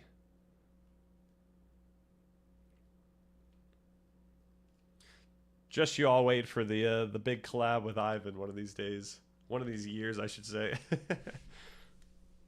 But that should be a lot of fun. I don't know what we would cover. I mean, I would just probably, just like with everyone else, I would like to ask them, like, what should we be doing differently, or what should we make sure to include? Might be worth a follow. Yeah, Ivan knew he. So if I recall, he only streams Saturdays at night, and yeah, no, he seems pretty chill.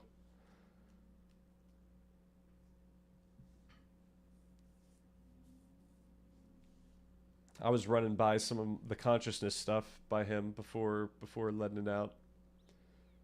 God being outside logic to me means it can't be reached by reasoning and might break foundational laws of logic, which can be seen in the various paradoxes of the East. Yeah, so, like, unfortunately, even then I would say that it's still ambiguous as to what it means to reach God. Like, are we saying to somehow capture, to like encapsulate? And yeah, like, so for me, I'm always a pragmatist here, because that's what we're given is pragmatically similar understanding. So it's not that I'm like, I'm not evoking some understanding that is true in some fundamental sense. What I'm doing is I'm trying to communicate something that I think that you all will understand, that you will infer what I'm trying to say, and you won't be confused. And hopefully, not only you won't be confused, but you will actually pragmatically believe something similar enough to what I'm saying, such that you're not going to then talk to it's not going to be a whisper down the lane where you thought you heard me and you say something that I wouldn't condone to someone else. So yeah, if I were to talk about, like, reaching God in some sense, like, I we'd have to really hammer home on what we're trying to get at. I remember when you caught one of the streams when he was talking about we were working on the consciousness video, and he was talking about one of the main topics of that consciousness video. And then I brought up the neuronal workspace theory, which he recognized, which was awesome. And yeah, I was trying to push it to a more philosophical space, but I don't know if he was following. All right, I thought Ivan said he has a master or PhD in physics and understands the mathematics of quantum physics. A logical proof of God doesn't exist would be a form of that. The idea that God can't be expressed through logic. Okay, right. So like something like that, I would find salient, and I would say, like, given the fact that first of all, given the fact that, I mean, I guess we are technically we're technically atheist in the sense of God in that regard, but I always say I'm agnostic because when we're actually talking about the creation of the physical universe, we really don't know.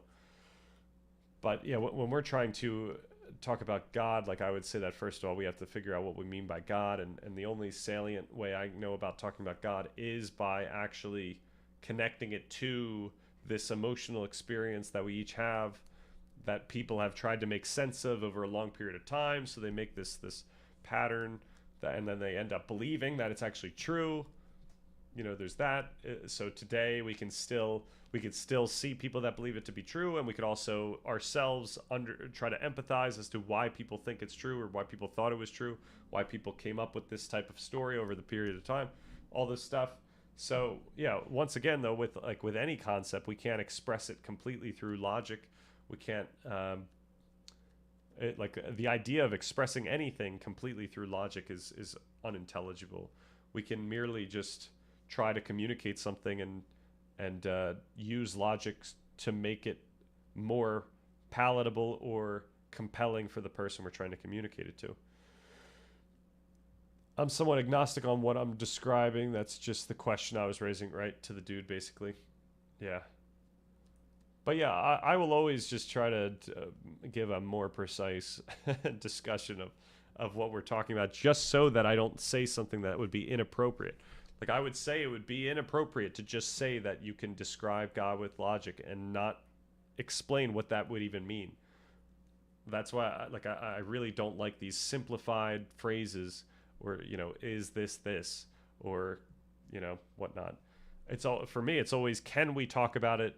Can we say this is this, and what would that mean, and like what are the implications and all that stuff. I think that's where philosophy has brought us, honestly. I think that's what we have to do now. I think that is the exercise of philosophy today. It's where the linguistic philosophers have pushed us towards. It's a practice of giving and asking reasons, of exercising our communication to convey meaning precisely. Okay. I have proved God exists sounds blasphemous. To be honest, yeah. Also, yeah, you could argue that it's not even coherent within the religion, like a bit. I think that's the idea of God being omnipresent. No, what's the other one that's like that can't be explained? I guess omnipresent's everywhere. So I guess, yeah. How do you capture that? Transcendent kind of does it, but I forget what the one that actually does it. I mean, I alluded to the more specific context of what it would mean when I said it might break foundational laws of logic, which can seem in the various paradoxes of the East, but I'm not the best to give you a list of those, right?